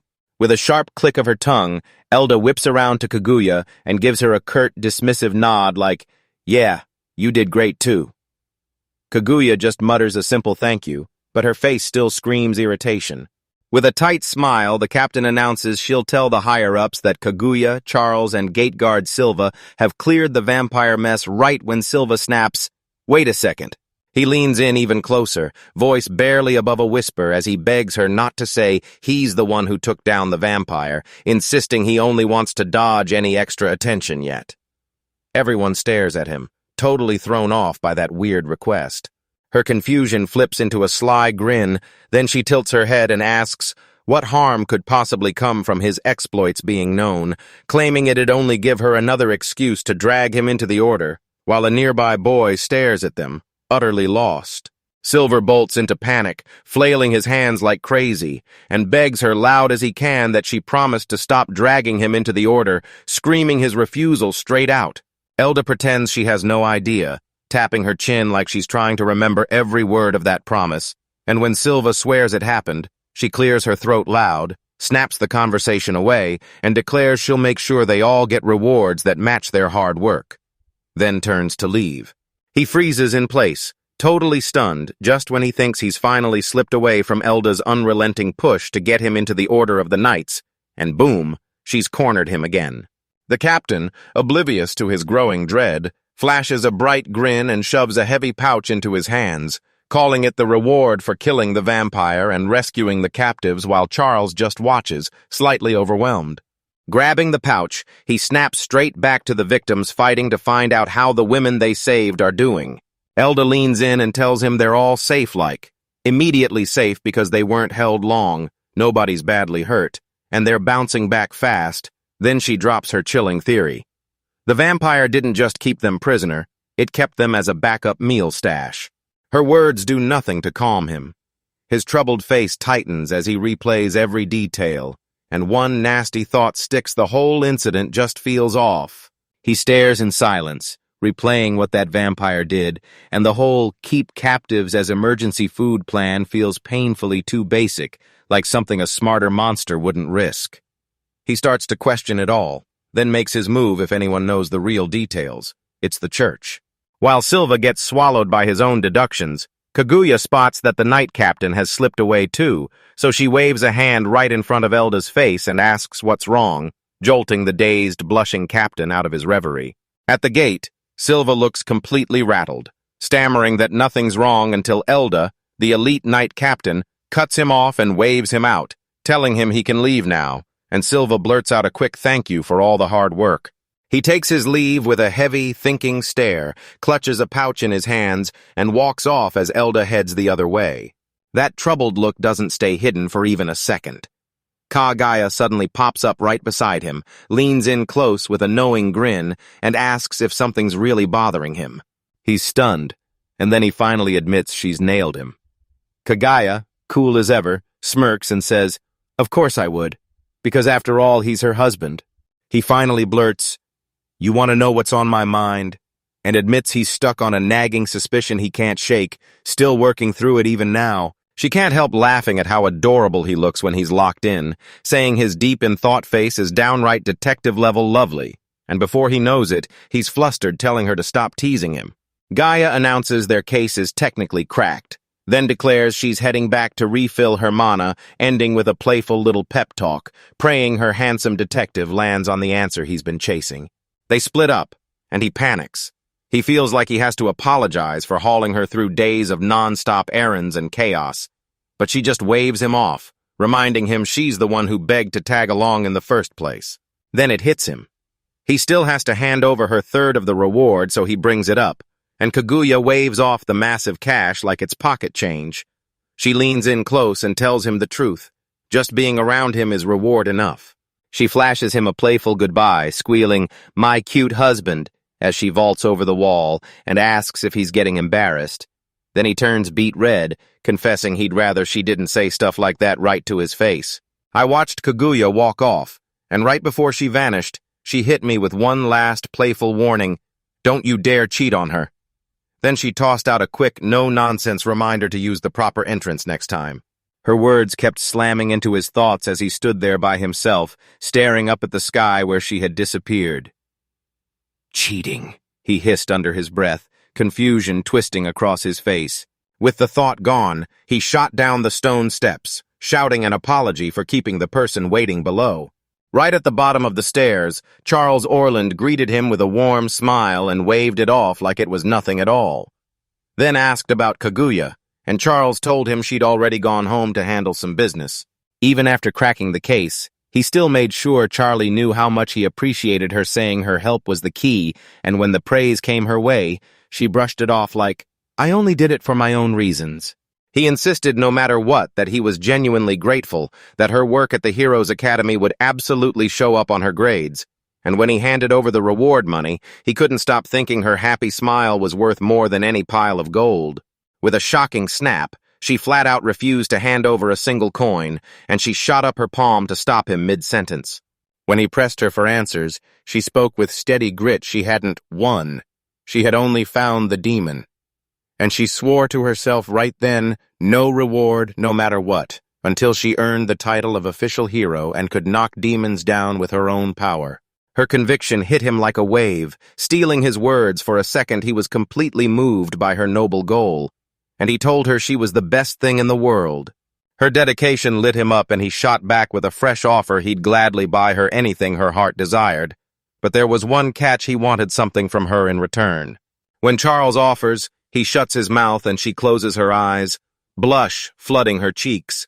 Then she whispers an apology, saying what she wants can't be had just because someone tries to offer it with.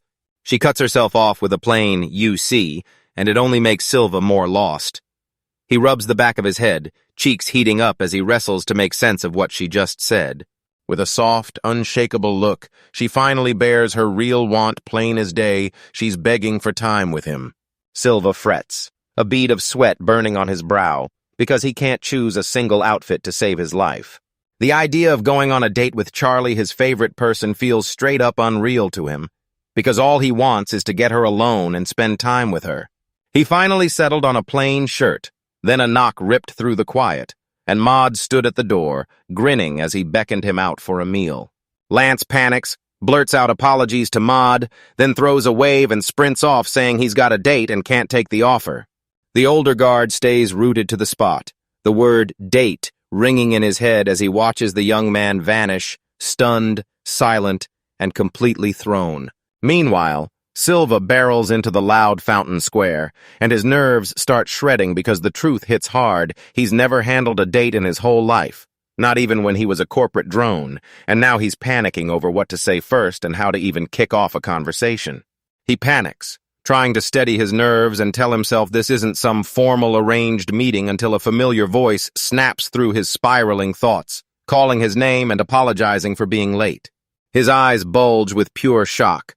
Right in front of him stands Charles Orland, stunning in a light-colored dress packed with intricate details, her feet dressed in elegant sandals. She greets him with a sunny morning grin, but the moment she spots him reacting, her smile drops. She leans in and asks, "Are you crying?" He wipes the tear from his eye and blurts out that he's just overwhelmed. He never thought he'd see her like this. In casual clothes, she answers with a soft, comforting gesture that steadies him. His fist tightens, he's overwhelmed, and he thinks no matter what, he's got zero regrets. Above him, Charles Orland leans over with worry in his eyes, calling out that he's acting strange. His weird behavior throws her for a loop, and she blurts out that it's like his soul is tearing out of his body. Then he snaps back to reality. He realizes it was a close one. He barely made it, almost dying from the shock. He steadies himself, rubs the back of his head, and blurts out an apology for startling her, then shoots her a bright good morning. Charles grins warmly and fires right back with the same greeting. That awkward moment finally faded. Then he asked, "So what do you want to do today?" Charles jumped in with a grin and said, "Let's hit the shops. I heard a brand new cafe just opened." And she laughed, bright and easy, replying, "I'm good with whatever you pick." After locking in their plans, the two strolled shoulder to shoulder down the city's loud, living main street. Their shopping spree kicks off in full force. Charles bounces through the clothing store with pure joy, while Silva flashes her a big thumbs up, hyping her on.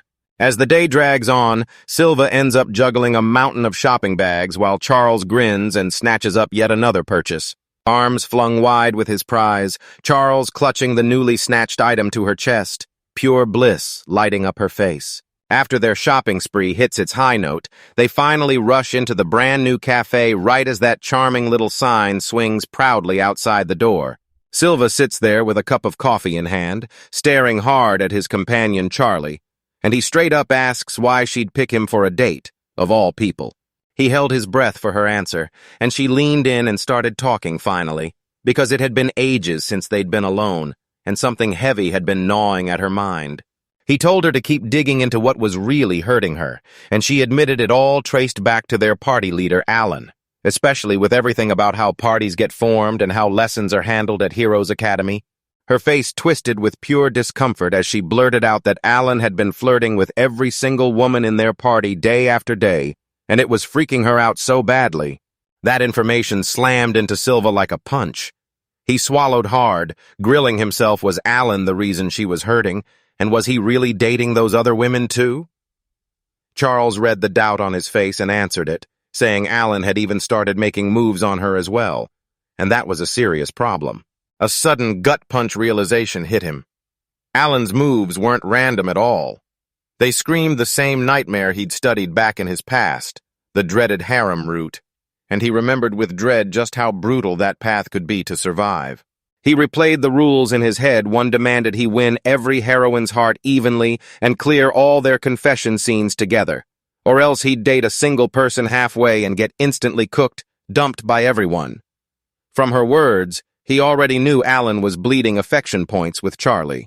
Back in the present, Charles pressed on with her explanation. She said she trusted Allan as a comrade, but the thought of him chasing other girls while he supposedly had a lover made her stomach turn. She kept going and admitted that Allan always cornered her with date invites. He wouldn't take no for an answer. Even so, she shut him down every time, but he kept pressing harder and harder, and Silva just listened, muttering that it sounded like a real nightmare. When Charles started to say something else, she blushed hard and clapped a hand over her mouth, while guilt slammed into Silva like a punch. He buried his face, silently begging her forgiveness for taking that same route again and again before he was reincarnated. She went dead quiet, so quiet it sparked his curiosity like a lightning strike, and now he was desperate to know what she was about to say, but she waved it off as nothing, and left him hanging, aching to find out. He watches Charles lean in and take a delicate sip from her cup, eyes shut tight. Then she murmurs that a maiden's heart is a tangled maze, admitting there are secrets even she can't bring herself to tell him. Her words hit him like a lightning strike, and he flings backward out of his chair in pure shock, eyes wide, staring at the ceiling as his mind spirals around an impossible thought. That clattering noise grabs Charles' attention. She snaps her head over with a worried look, asking what's wrong. But before he can even lift his eyes from the floor to answer, a brand new voice slashes through the air. Allan's voice booms as he struts into view with razor-sharp confidence, flanked by two young women, Margaret Norris and Rena Cassius, both stamped as heroine candidates, and he breaks into a grin like, "Fancy meeting you here." His sudden appearance makes Charles jump, and he blurts out, "Wait, what are we even doing here?" Rena, grinning like it's nothing, cheerfully says the three of them are on a date. She scoots in close to Charles, grinning so bright, and reminds him that they told her she could come along too just the other day. From his seat, Silva watches the exchange unfold and slowly raises his cup, taking a calm sip, then quietly clicks that these two girls must be the ones Allan is chasing right now. He remembers his past life, know how Rena and Margaret are basically the easiest heroines to take down, because in the game's story, they don't just fall for Allan, they hype his harem plans and even help him win over other women. He studies the Academy's social maze and realizes how brutally hard it is to reshuffle party members. And for Charles, that means one painfully awkward life, stuck close to the leader's other romantic targets. Allan's eyes snap past Charles and lock onto a stranger sitting at her table, and he leans in, staring like, "Who is that?" Charles, looking dead tired, introduces the man next to her as Silva, the just a gatekeeper type. Then she shoots back, a little defiant, that this isn't just business, it's a date. He gapes in disbelief, and then boom, an overwhelming rush of mana hits from the gatekeeper, shaking his gut, and he can't even begin to figure out what it means. His confusion snaps into raw outrage, and he barrels into Charles, demanding why she'd dump his offer just to go on a date with someone so forgettable, only for Charles to fire back, calling him out for being rude to Silva. She makes up her mind to leave, tugging Silva along to vanish somewhere else, and the moment Allan sees it, a shadow crawls over his face. He watches them go, then begs Charles, through clenched teeth, not to follow the gatekeeper. He takes it all in, and a grim truth snaps into place. Charles is dating this guy. His mind races toward something way worse, and he blurts that the gatekeeper has to be a demon. Silva and Charles instantly freeze in shock. He hammers his accusation, linking Silva to the latest rumors of a demon kidnapping women, then declares Silva the mastermind, plotting to hoodwink Charles and snatch her away. His companions snap into agreement fast. Rena blurts out that it fits perfectly, because there's no other way Charles would turn down Owen's offer. Then Margaret jumps in with her own verdict. The demon didn't just bargain, it brainwashed her. She blurts out in raw frustration, swearing she hasn't been brainwashed, and begs them to finally see what she's truly feeling. Silva watches her struggle with worried eyes, quietly calling her name. He twists her plea into proof of a mind control spell, thrusts out a finger, and roars at Silva, "You wretched demon," swearing he'll never let that toy stay with someone who means so much to him. Silva just clenches his teeth, boiling over with frustration. Allan and Margaret finally step in, grabbing Charles's arms and yanking her away as the heroines rush to stop her. But Charles jerks and fights, sobbing and shouting that she won't just stand there and take it. Allan tries to play it cool, eager to look tough, yet he wrongly claims the brainwashing is far worse than this, completely missing what's really happening. Silva's accusations kept pounding in his head, and the hero he once worshipped crumbled into a pathetic joke until betrayal hit like a wave, and his grip cinched down on the teacup so hard it exploded, shattering across the table in a violent spray. That vicious crack of porcelain snapped everyone's attention. Allan and his crew whipped around, and Margaret gasped, blurting Silva's name in shock.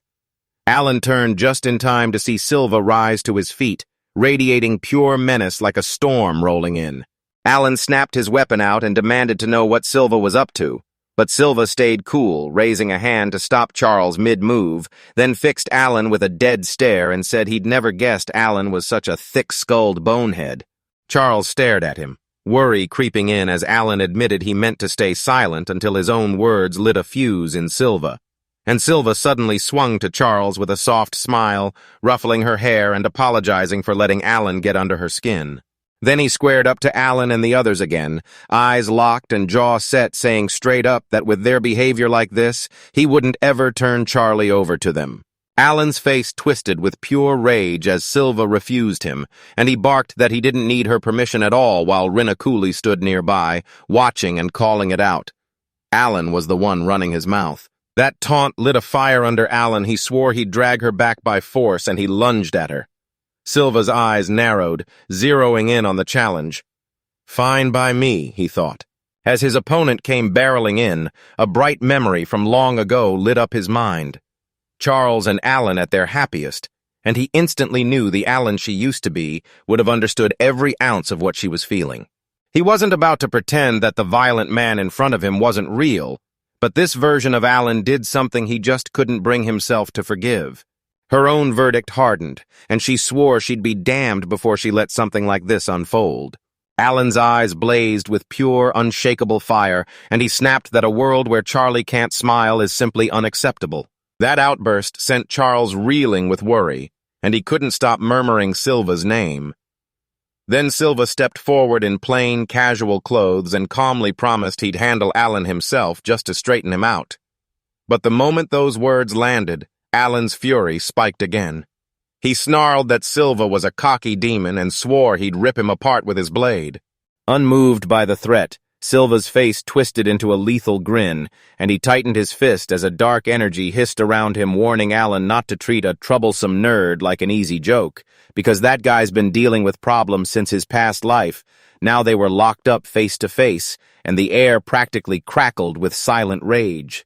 On the sprawling training grounds of the Heroes Academy, a whole squad of figures huddles inside the premises, ready for whatever's coming next.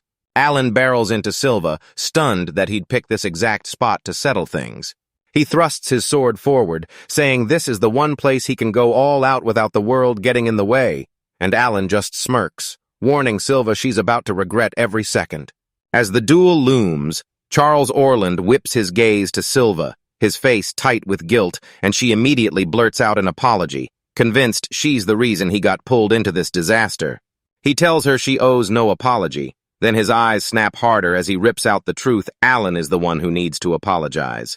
On the sidelines, Margaret and Eris laugh and brag that Allan's skill and raw power could erase a measly demon like Silva in a heartbeat. Then Rena Cassius snaps, impatient as ever, pushing Allan to finish it fast so they can get back to their day. A searing aura flares around the companion's body, and Allan snaps that the fight's basically finished once he wins. Charles will fall for his strength again. Charles turns his head fast, clearly crushed and uncomfortable. Silva's face tightens with cold fury, and he swears he'll beat the guy down and force him to apologize to Charlie. She looks right at him and admits Allan really is strong, but then she turns to Silva, saying she wants him to win and that she's rooting for him. Silva smiles, soaking up her support, and tells her to trust him. He's got this. With that boost in his chest, Silva squares up against his opponent. Allan starts needling him, all but asking, "So you're ready and you really think you can fight in that trash gear?" Silva doesn't flinch. He lifts his sword and barks, "Bring it on." He thrust his plain sword forward, eyes locked in place like nothing could rattle him, and swore this gear was more than enough to take down Allan, only for his opponent to sneer right back at the claim. Allan roared at him to keep dreaming and launched forward, blasting the air with a blazing, energized slash, but the gatekeeper moved like lightning, sidestepping it with zero effort. Allan's eyes popped open in disbelief as he realized, too late he dodged it. Allan's chance finally showed up. His opponent's shock cracked the moment wide open. Before Allan could even breathe, Silva slipped straight into his guard, fist cocked back like a loaded spring, ready to slam. The punch crashed into Allan's forearm with a brutal thud blocked, but still staggering hard enough that his teeth clenched as he realized how deadly that power really was. The hit he threw at himself yanked him back, slamming him into the dirt as he slid across the ground. Allan stared, stunned and totally confused. Was that insane strength really powered by some kind of magic boost? Layer by layer, the truth hit him. eyes widening as the realization finally landed. Then he jabbed a finger like a weapon and shouted that Silva wasn't just any gatekeeper. With a sharp, dismissive sigh, Silva threw his sword to the ground. Clang, metal exploding across the floor, then basically told Allan, "I already said you're not special. You're just a gatekeeper." And that move left Allan staring in total confusion, like, so what is he even playing at? Then he cracked his knuckles, and a cocky grin lit up his face, vowing that against someone like Allan, his bare hands were more than enough. Anger hit Allan like a truck, and he roared at him not to dare underestimate him. Rage blazing through him, he lunged again and whipped his blade through a massive arc, ducking as it cut past. Then, snapping right into range, in an instant he barked at Allan to clench his teeth, but before the warning could even land, Allan's fists slammed into his jaw with a heavy, echoing thug. That punch slammed Allan like a cannonball. He rocketed through the air, body jerking backward in pure violence, and a sharp cry of shock and pain burst out of him as the attack crushed his ability to fight back. Charles Orland and Rena Catches stood there, staring in stunned disbelief, while the other onlookers couldn't even wrap their heads around what they just saw. Rena even gasped and started crying. Their shock was earned. Allan got launched by that one brutal hit, slamming into a far wall with a sickening thud, and Rena couldn't believe it. One strike. He was already down. Right nearby, a dark-haired man in a cloak dropped to one knee, clamped his sword tight, and swore at how everything flipped so fast. Pinned in that crater, Marbert Nares tore toward him, shouting for him to pull himself together. Then she unleashed a healing spell, begging for mercy to stitch up his wounds. Meanwhile, Silva, the one who landed the strike, grinned like it was mission accomplished, feeling lighter after the clash, even as one quick thought flickered through him. What if he'd hit way too hard? His opponent's friends were busy elsewhere, and the dark-haired man's face twisted with pure anguish and raging fury, while Rena and Charles rushed in to steady him, both of them wearing the same worried look. He shrugged off their help, snapped his eyes onto Charles, and when Charles asked if he was there for Allan, he bared his real mission grim and unshakable. He had to drag Charles back. From across the courtyard, Silva snapped back and started to talk about faculty until he cut himself off because Charlie. That wasn't. The furious roar slammed the words to a halt. "Shut up," the dark-haired man bellowed, his face twisted with rage, yet every breath was bound by strong love. His furious shout rang out as a shadowy demonic figure cackled behind him. Then he thrust his sword forward and swore, "Demon Lord, I swear to my comrade I'll defeat you." Then he dropped his voice, eyes tightening with a cold, lethal stare at Silva, and murmured a quiet, threatening thought, wondering about that. He speaks like it's coming straight from his bones, reading the rhythm of his comrades' hearts, then declares that love ties them together, and that bond will never, ever snap. Silva, watching from another place, sees everything play out, and, yeah, it feels a little generic. But he admits the love is right there for these classic tales. You can practically hear the passion in every line, praising how awesome Allan is and pushing him forward. Suddenly, Silva's voice slices through everything. He jabs a finger at the dark-haired man, roaring at the womanizer to shut his mouth and stop throwing out those damn lines, and both the man and Charles jump hard at the sudden outburst. The dark-haired man glares, pure fury in his eyes. Then he snaps back that Silva's just talking nonsense and vows he'll become a hero. His intense declaration keeps roaring as he plants his feet and demands no, insists that Charles stays right by his side. Silva watches closely, and his face tightens instantly like he's finally snapped at the truth. This guy still doesn't get it. The dark-haired man shrugs off the interruption, snaps his focus straight back to Charles, and pleads for her to hold on, promising he'll bring her back immediately while Charles says nothing, just keeps her head bowed. She finally lifts her eyes, but not to him. Her gaze drifts somewhere far away as she calls out to Allan, demanding he listen. Her voice hooks Allan's attention, and he snaps his head toward her, hope and confusion crashing on his face as she says she's finally made up her mind. Right before she can finish, another woman rushes in and grabs Allan's arm, staring him down as she declares, as of today, she's done with his party, and Allan's face twists in pure, stunned horror. Silva and Charles stare at the sudden exit in total shock. mouths hanging open, while Silva, watching from his spot, feels a hot flush creep across his cheeks. Just as the chaos keeps ramping up, Charles snaps her focus to Silva and tells him thanks to him, everything inside her finally makes sense. She swears she can earn the right to be a hero through hard work, even if that means walking away from her current party. Before she can finish, a dark-haired man storms in like a thunderclap, furious, demanding to know what she's saying, so Charles doesn't flinch and orders him to listen. He gapes in disbelief, voice cracking as he swears they were meant to share a deep bond while Charles stays rock-solid, calm as ever, and tells him plainly that nobody is controlling her. His shock hits like lightning, he can't get a word out. With a tired look on her face, she tells him to just stop, already. Clenching his teeth and refusing to take her words, he snaps into a bold vow he'll be her lover and he'll rise as her strongest hero. Then his eyes flick to Silva, and you can feel the blame in his silence. With a thunderous roar, he calls for his soul bond and kicks off the activation power surges, and a fierce energy glow blooms around him. The spell snaps to life and rockets straight toward Allan and Charles, blasting them with crackling energy. Both of them scream as the power rips through their bodies. From his view, Silver spots the spell for what it really is while the dark-haired man glares ahead, feeling his mana get yanked away by the very bond he just sealed. Silver gets it. This spell isn't magic luck. It's pure mechanics. It turns the bonds with your comrades into a special kind of mana, and its strength rises from two things: how many close allies you have, and how tight the connection is between them. The more lovers you're bound to, the deadlier it gets.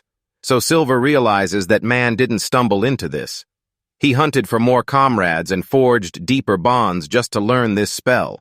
That hit Silva like a punch to the gut, disgust exploding in his chest. The man really is beyond saving, and then the dark-haired guy smirks, confirming it all.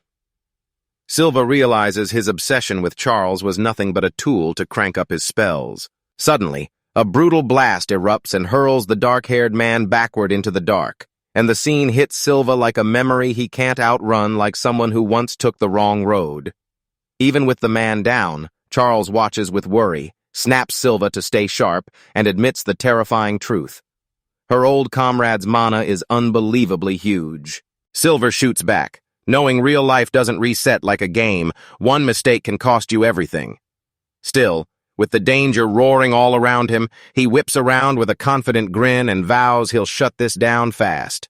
His declaration lights a fuse in the dark-haired man. He snaps and screams that he'll become the strongest hero and save everyone, even as Charles watches with pure contempt, tearing into him for talking about rescuing people after he's caused so much pain, and brushing aside his whole hero claim, while Silva just sees the hunger driving him. The man whips all his rage toward Silva, screaming that he needs everyone's power to reach his goal. Yet Silva doesn't flinch. He just lifts his sword and, cool as ice, agrees. Then boom, energy detonates, and the dark-haired man gets blasted backward, crying out in pain. As his opponent stumbles, Silva's face turns stone cold. He says that, as someone who lives in this world and worships Allan, he can't forgive anyone who'd crush his favorite's heart. Rage flares, and he vows to make the man pay, then tightens his grip, ready to unleash a forbidden move from the Zalencia sword style. He blasts out the attack's name, Blue Sky, like a battle cry. The swordsman rockets forward in a blur, unleashing the technique so fast it leaves a sparkling trail of particles in its wake. His blade slices through the air so fast it whistles like a streak of light. A brilliant burst of energy explodes off the strike, and Charles has to snap her arms up to shield her eyes as the shockwave hurls Allan and the dark-haired man tumbling across the ground. Silva towers over his fallen opponent and snaps, "Try to understand what others feel." From the ground, the dark-haired man gapes in horror, terror crashing over him as he finally realizes his only bond has been twisted. A brutal realization hits him when he sees his sword shattered at his side. The man crumples to his knees, completely broken. He stayed sprawled on the ground, staring off like his mind had slipped away, while Silva in the back let out a tired sigh. This fight was over, yet the fallen man's focus wasn't here at all. With a weak, broken voice, he spoke to someone you couldn't see. "You've really disappointed me, Hero Allan. A razor-sharp voice slices through the training yard tension. Charles Orland strides in and barks, demanding to know what everyone's doing. She snaps the question to Allan, grilling him about the mess he's making on his day off, while Silva panics in the background, instantly realizing she's Ms. Reed. Reeve's name drops, and it throws him for a loop. He panics, scrambling to remember whether anyone named that has ever shown up in the game he knows, praying she's not just a scrap character. While Charles Orland glares down at Allan with sheer fury, Allan stammers out an answer to her unspoken question, jabbing a finger at Silva saying they're sure the guy is a demon. Rage drains away, and thoughtful worry creeps in.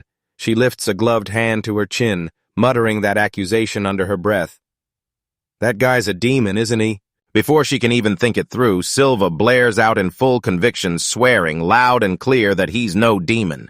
Just as denial starts to slip in, the elite knight captain storms onto the scene right in front of Silva. She cuts straight to him, saying he looks like he's tangled himself in some seriously nasty trouble. Then she explains, voice sharp, that a surge of jaw-dropping mana pulled her here, and she never expected to find him waiting in the middle of it. Silva looks completely fed up and fires back that it's mutual, then leans in and asks the commander what she's doing at the academy. She smiles and tells them she's here for a meeting about the upcoming combat practicals at the academy, and then adds that the Order of Knights will be there too, just in case anything unexpected blows up while Silva listens, and comprehension clicks into place across his face. As the group heads off, his mind snaps back to the game's main story because he remembers this exact moment during the practicals. The Academy's hero candidates get ambushed by level 3 low-tier demons. He remembers this is Allan's first real fight. Images of Allan and that dark-haired guy battling side by side slam into his head. And still, one scary worry hangs in the air, unfinished, but still. The elite knight captain lit up with a dazzling smile, called him by name Silva, and teased him on the spot, asking if it was really admirable how he was treating a hero candidate. Her words hit like a spark, and she snatched Allan playfully, teasing that bullying the weak was nothing like him at all. Silva froze, thrown off balance and stammering in confusion, while the captain just stared like he couldn't tell whether she'd said something she might have.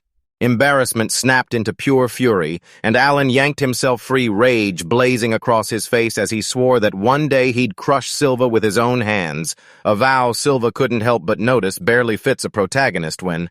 With that declaration, he spun around and bolted, sprinting into the distance as the others yelled for him to stop, and Allan didn't even spare them a glance. As Allan vanished from sight, the captain spun back to Silva, and that look in her eyes screamed, "I get it." She noticed Allan's hatred toward him was blazing, while Silva could only sweat through the moment because, between those two, way more had happened than anyone could ignore. Then her focus snapped to the side. There was another young woman nearby, and she blurted out, calling her over, asking if she might be Charles. Charles shot her a look and blurted, "Wait, how do you know my name?" The captain calmly said she'd heard everything from Silva, even how Charles helped crack the vampire case. Charles agreed that Silva always lends a huge hand, and the captain leaned in, asking if she was studying at the Heroes' Academy too. She kept on praising the gate guard, straight up saying Silva was the mightiest soldier she'd ever seen, and that just standing near him could turbocharge your skills overnight. Charles went red, then mumbled that she felt the exact same way. Her genuine praise instantly trapped them in an awkward little silence. Charles choked on the moment, clearing his throat and squirming, while Silva rubbed the back of his head, clearly embarrassed. But the captain, he thought it was hilarious, bursting out into a hearty laugh. Charles forced the moment back under control, stepped forward and apologized for butting in, then snapped that it was time to meet Ms. Elda, addressing Captain Barney formally as if the game just changed. Elda, the elite knight captain, shoots out a quick apology and then bids Silva and Charles farewell, while Silva scratches the back of his head, looking sheepish, and apologizes for any trouble he might have caused. Just as she strides away, she snaps to a stop, whirls back, and flashes a grin so mischievous it could start a war. Then she waves off his apology like it's nothing, saying it was never a problem at all. Her face lights up with gleeful accusation as she jabs a finger straight at Silva, shouting that he's the problem. then declares he's paying for the spectacle by joining the combat practicals at the Heroes Academy. With a thunderous laugh, she hits him with the final blow he has absolutely no right to refuse. He's left completely dumbfounded, the order still screaming in his head like his whole body shrinks with pure confusion, unable to even process what he's just been told to do. As he tries to wrap his head around it, Charles turns to him with raw remorse. Then she blurts out an apology, saying she pulled him into all this mess because her trespassing was the real cause. He shoots her a quick reassurance and tells her, "There's nothing to apologize for," then makes it clear that every move he made was his own choice. His face loosens the moment he looks at her, and he tells her that now she can finally walk away from the heroes' party with zero regrets. Then he adds, straight from the heart, that he's truly happy for her. He stews over everything in his head, convinced Charles has officially dropped the main story spotlight as the heroine, thinking she'll barely matter in the plot from here on out, and wondering if her dream of becoming a hero will ever actually come true. A jolt of realization hits him. If Charles isn't in the main story anymore, then what if he throws himself in fully and she still never shows up? He can't even picture a future where she's totally gone. He shoots a quick look at the unsuspecting Charles, and heat floods his face. Then a shaky, hopeful thought hits him. Maybe his involvement won't ruin everything for her after all. He walks right beside Charles, and his mind races like it's trying to escape his skull.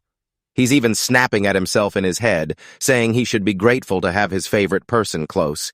Yet he thanks her out loud anyway, and that constant tug of war shows in the tension cracking across his face. She replies, her voice crackling with fresh resolve, then tells him that because of him, she's forged herself into a hero, even if she has to do it all alone. Her face turns warm as she meets his eyes, a shy blush spreading across her cheeks, and she starts asking him, "When that day finally arrives, when I'm a full-fledged hero, will you?" Right when it feels like everything might finally calm down, a heartbreaking sob rips through the air. A little boy is crying all alone. Silvo rushes over and asks what happened, where his parents are. The kid wipes his face, sniffles hard, and says they're not here. Then Silva snapped and asked where the kid lived, only to hear, in a voice that cut deep, that he didn't have a mother or a father anymore, and that his home was the church, and that answer hit Silva like a shock. With tears stinging his eyes, the boy explains he'd been at the priest's place, running around outside and playing with everyone. He finishes his story and shrugs. Everyone else just vanished off somewhere, leaving him behind. Silver clocks it instantly. That boy wasn't abandoned. He was just split from his group.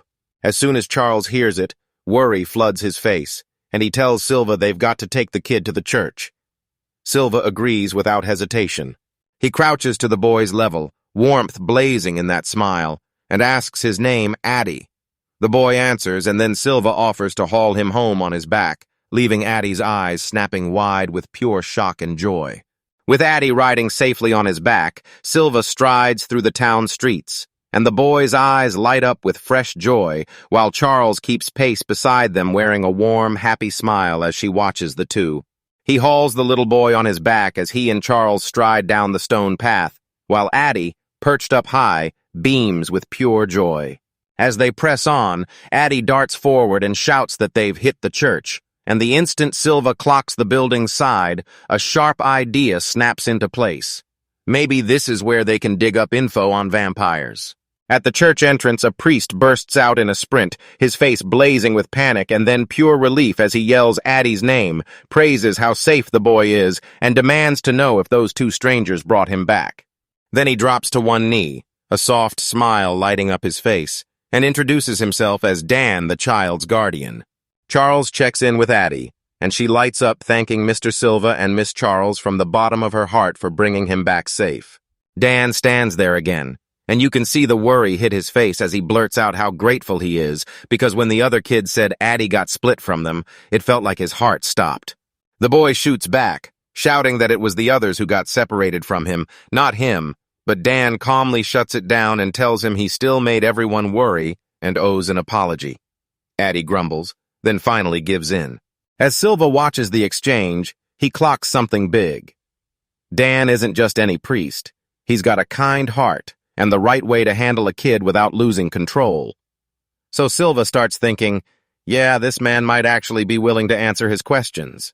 Then his focus snaps back to his guests, and Dan makes it clear he wants to thank them properly, more formal. No shortcuts. Silva starts to wave it off, but catches himself, eyes lighting up with a chance. He stops, leans in, and tells Dan there's actually something he needs to ask.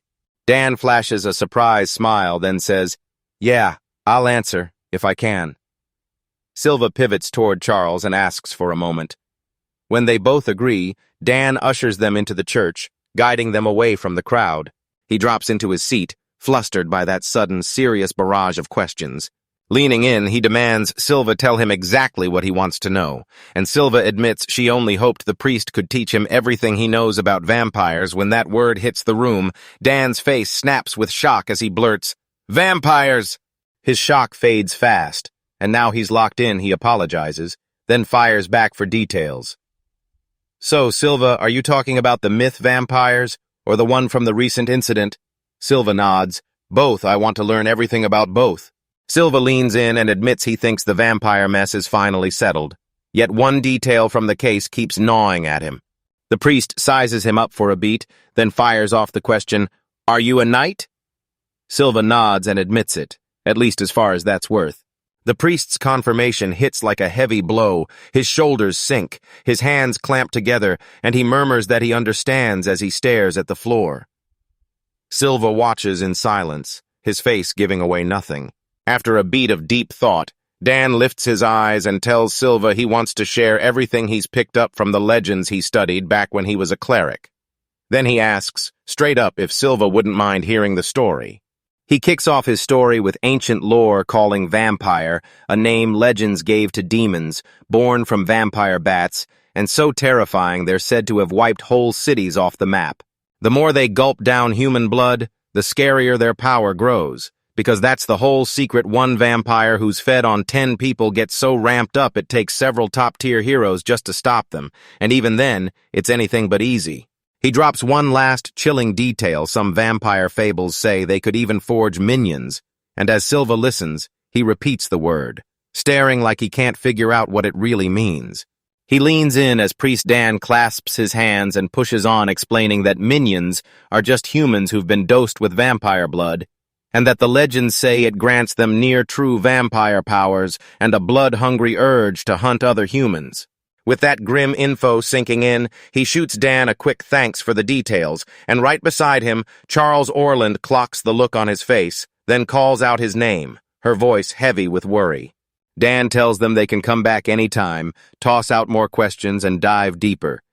But then his eyes drop to his own hand, still fresh from a burn, and he blurts out, "Was Silva's hand hurt too?" The silence hits hard. Dan listens in silence to the priest's words, then shoots a worried glance his way. "Take care of yourself." Silva nods back and promises, "I will." As soon as they step outside, he whips around to Charles and blurts out an apology for keeping her out there too long. Charles shakes it off with a soft smile and reminds him she was the one who invited him in the first place. Then she asks straight up if they were talking about the vampire case, and he nods, confessing that ever since he crushed that one demon, this weird dread has been gnawing at him. His mind snaps back to that hooded figure he fought, and he blurts out a brand new theory. Maybe the creature he just crushed wasn't a demon, it was a human twisted into a minion. If he's right, then the master vampire is still prowling somewhere in the city. Shaken by that terrifying realization, he snaps back when Charles calls his name. Then he immediately apologizes for drifting off, and seeing how late it is, he offers to walk her home. When she asks if he's really sure, he swells his chest and shoots back that escort duty is part of a soldier's job, too. So honest it makes her soften instantly, with a shy blush creeping across her cheeks.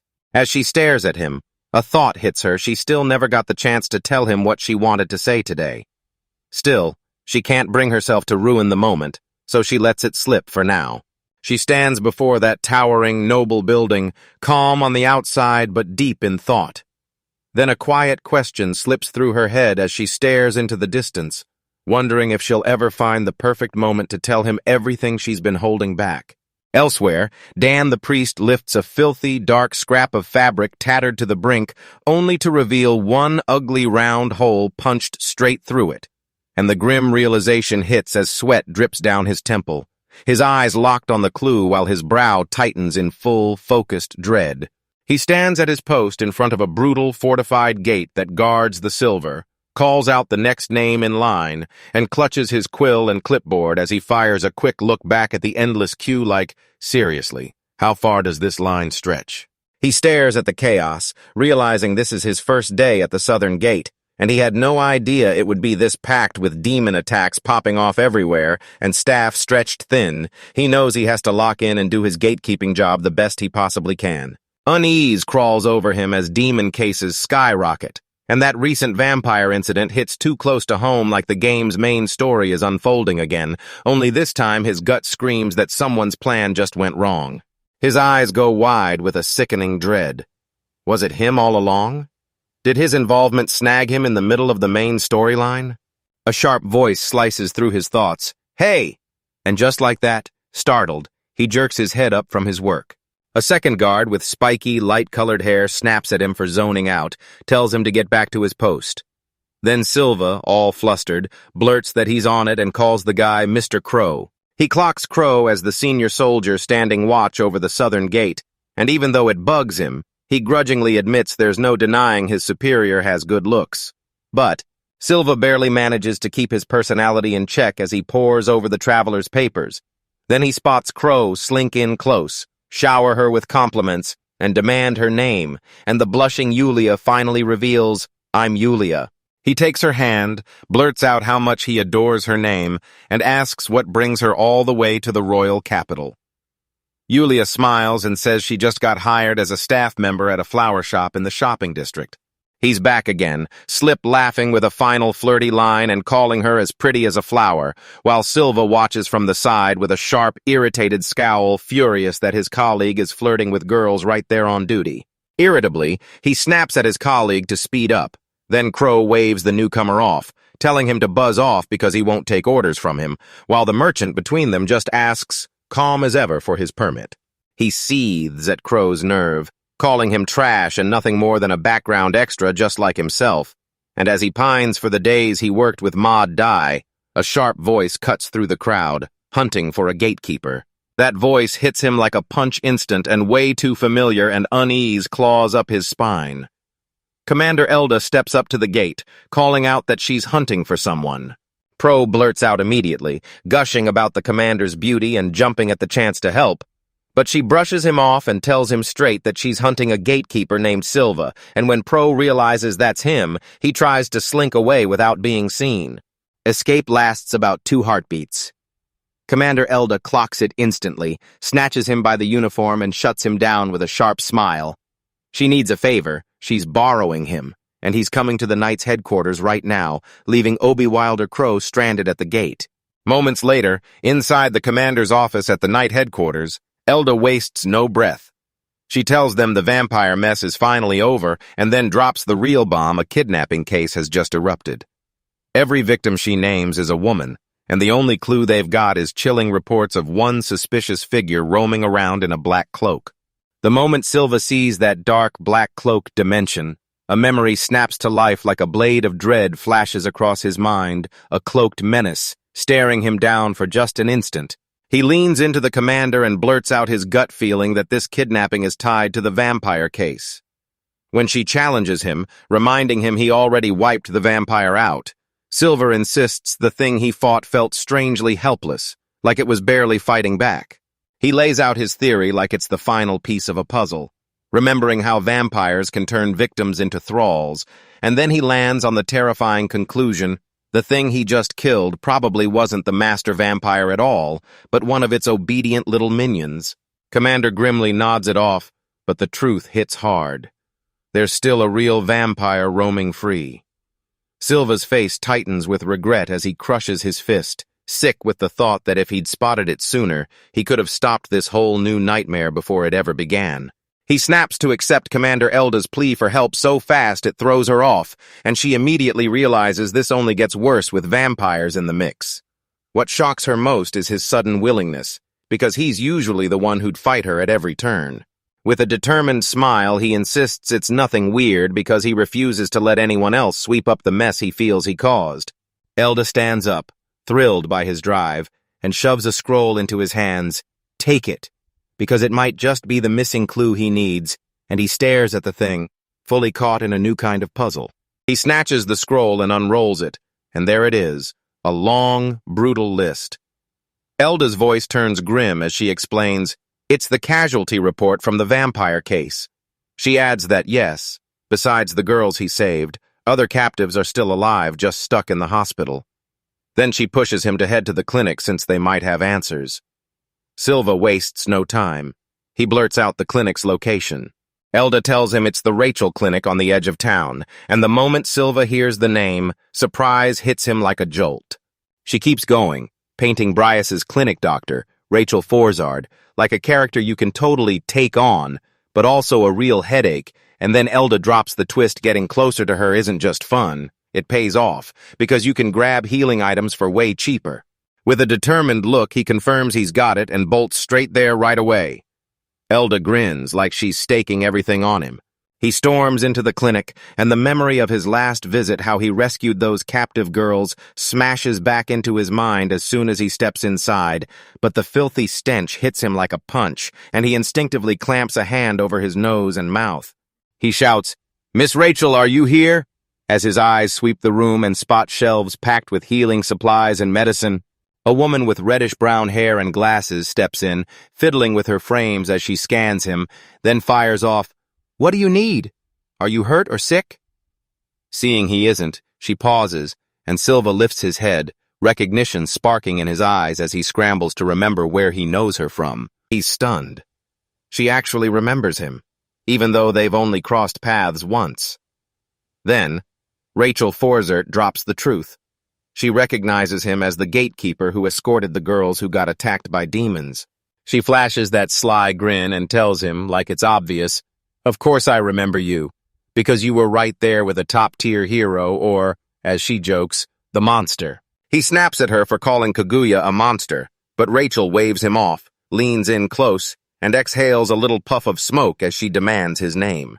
He introduces himself as Silva, and when Rachel's eyes rake over him, she gives a quick comment about his amusing body, then she coldly orders him to get undressed, leaving him completely shell-shocked. Confused, he demands to know why, and Rachel cuts straight to it. If he wants her to listen, he has to undress first. With a reluctant yank of his shirt, a tiny fairy-like creature beside Rachel chirps that this is one of the doctor's nasty habits, because she can size up what kind of person you are just by staring at your body.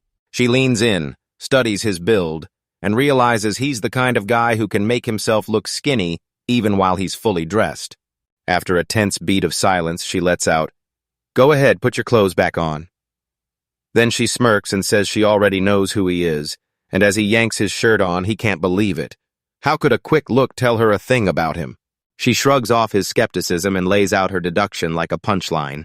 He's no knight, he's just a soldier, and when he admits she's right, she smirks that his body is very amusing. Her smirk curdles fast as she talks like she's already planning to dig into it later by dissecting it, and Silva's horror spikes until the tiny creature quickly snaps, insisting the doctor is totally joking. He stands there like he doesn't know where to put his hands, fully dressed at last, facing Rachel Forzard, and she doesn't waste a second, slicing right to the question, what does he need from her? He takes a breath and says it plain. He wants to dig into the survivors from the vampire case. She narrows her eyes and reminds him the case was already resolved and that she'd handed everything to the knights, yet he doesn't flinch, pushes his logic anyway, and insists there's still a shot some vampires are alive, so he has to question the survivors face to face. Her whole vibe flips in an instant. She stands up, tells him to wait, and as she nods, you can see the understanding click into place. She drags him to a room with a bar door, and inside, a young girl flinches hard, terrified of him. He gets why she's scared, thinking she's been through something awful. Rachel steps in fast, calming the kid and saying the girl is exactly who he needs to talk to. Then she tells her, "Don't be afraid. Silva isn't some monster. He's a soldier of justice who protects people." He drops to one knee to look her straight in the eyes, swearing right then and there to protect her and everyone else, and to hunt down the villains who put her through that nightmare. His sincerity hits her hard, and she finally nods with fresh resolve, agreeing to team up. She tightens her fists with pure determination, and he suddenly notices one of her hands. Then he points at it and demands to know what happened. Up close, you can see a weird, spiderweb-looking bruise crawling across the back of her hand, and he freezes, staring at that strange shape like, is this even just a bruise? She leans in and asks if you remember the day you got it. Then the girl snaps her gaze away, swallowed by panic, because she can't remember a single moment of it. All she can say is this: when you attacked her founder, the mark was already sitting there. Her words slam into him. Silence hits hard as he freezes, staring at the pre-existing mark like it just rewrote the rules. After a quick burst of thought, he shoots the girl a reassuring thumbs up and thanks her for the info, and the three dive back into their conversation like the tension just melted away. He lays out his theory to Rachel Forzard, and she listens from the next room, while he's convinced that weird symbol on the survivor's hand is a vampire's etched mark. She steps into the room and nods. His logic makes sense, but then she slams the brakes on it, calling it only a guess with no real proof yet. Still, she can't shake the thought if he's right. That mark might be the one clue to track down the people who haven't been attacked yet.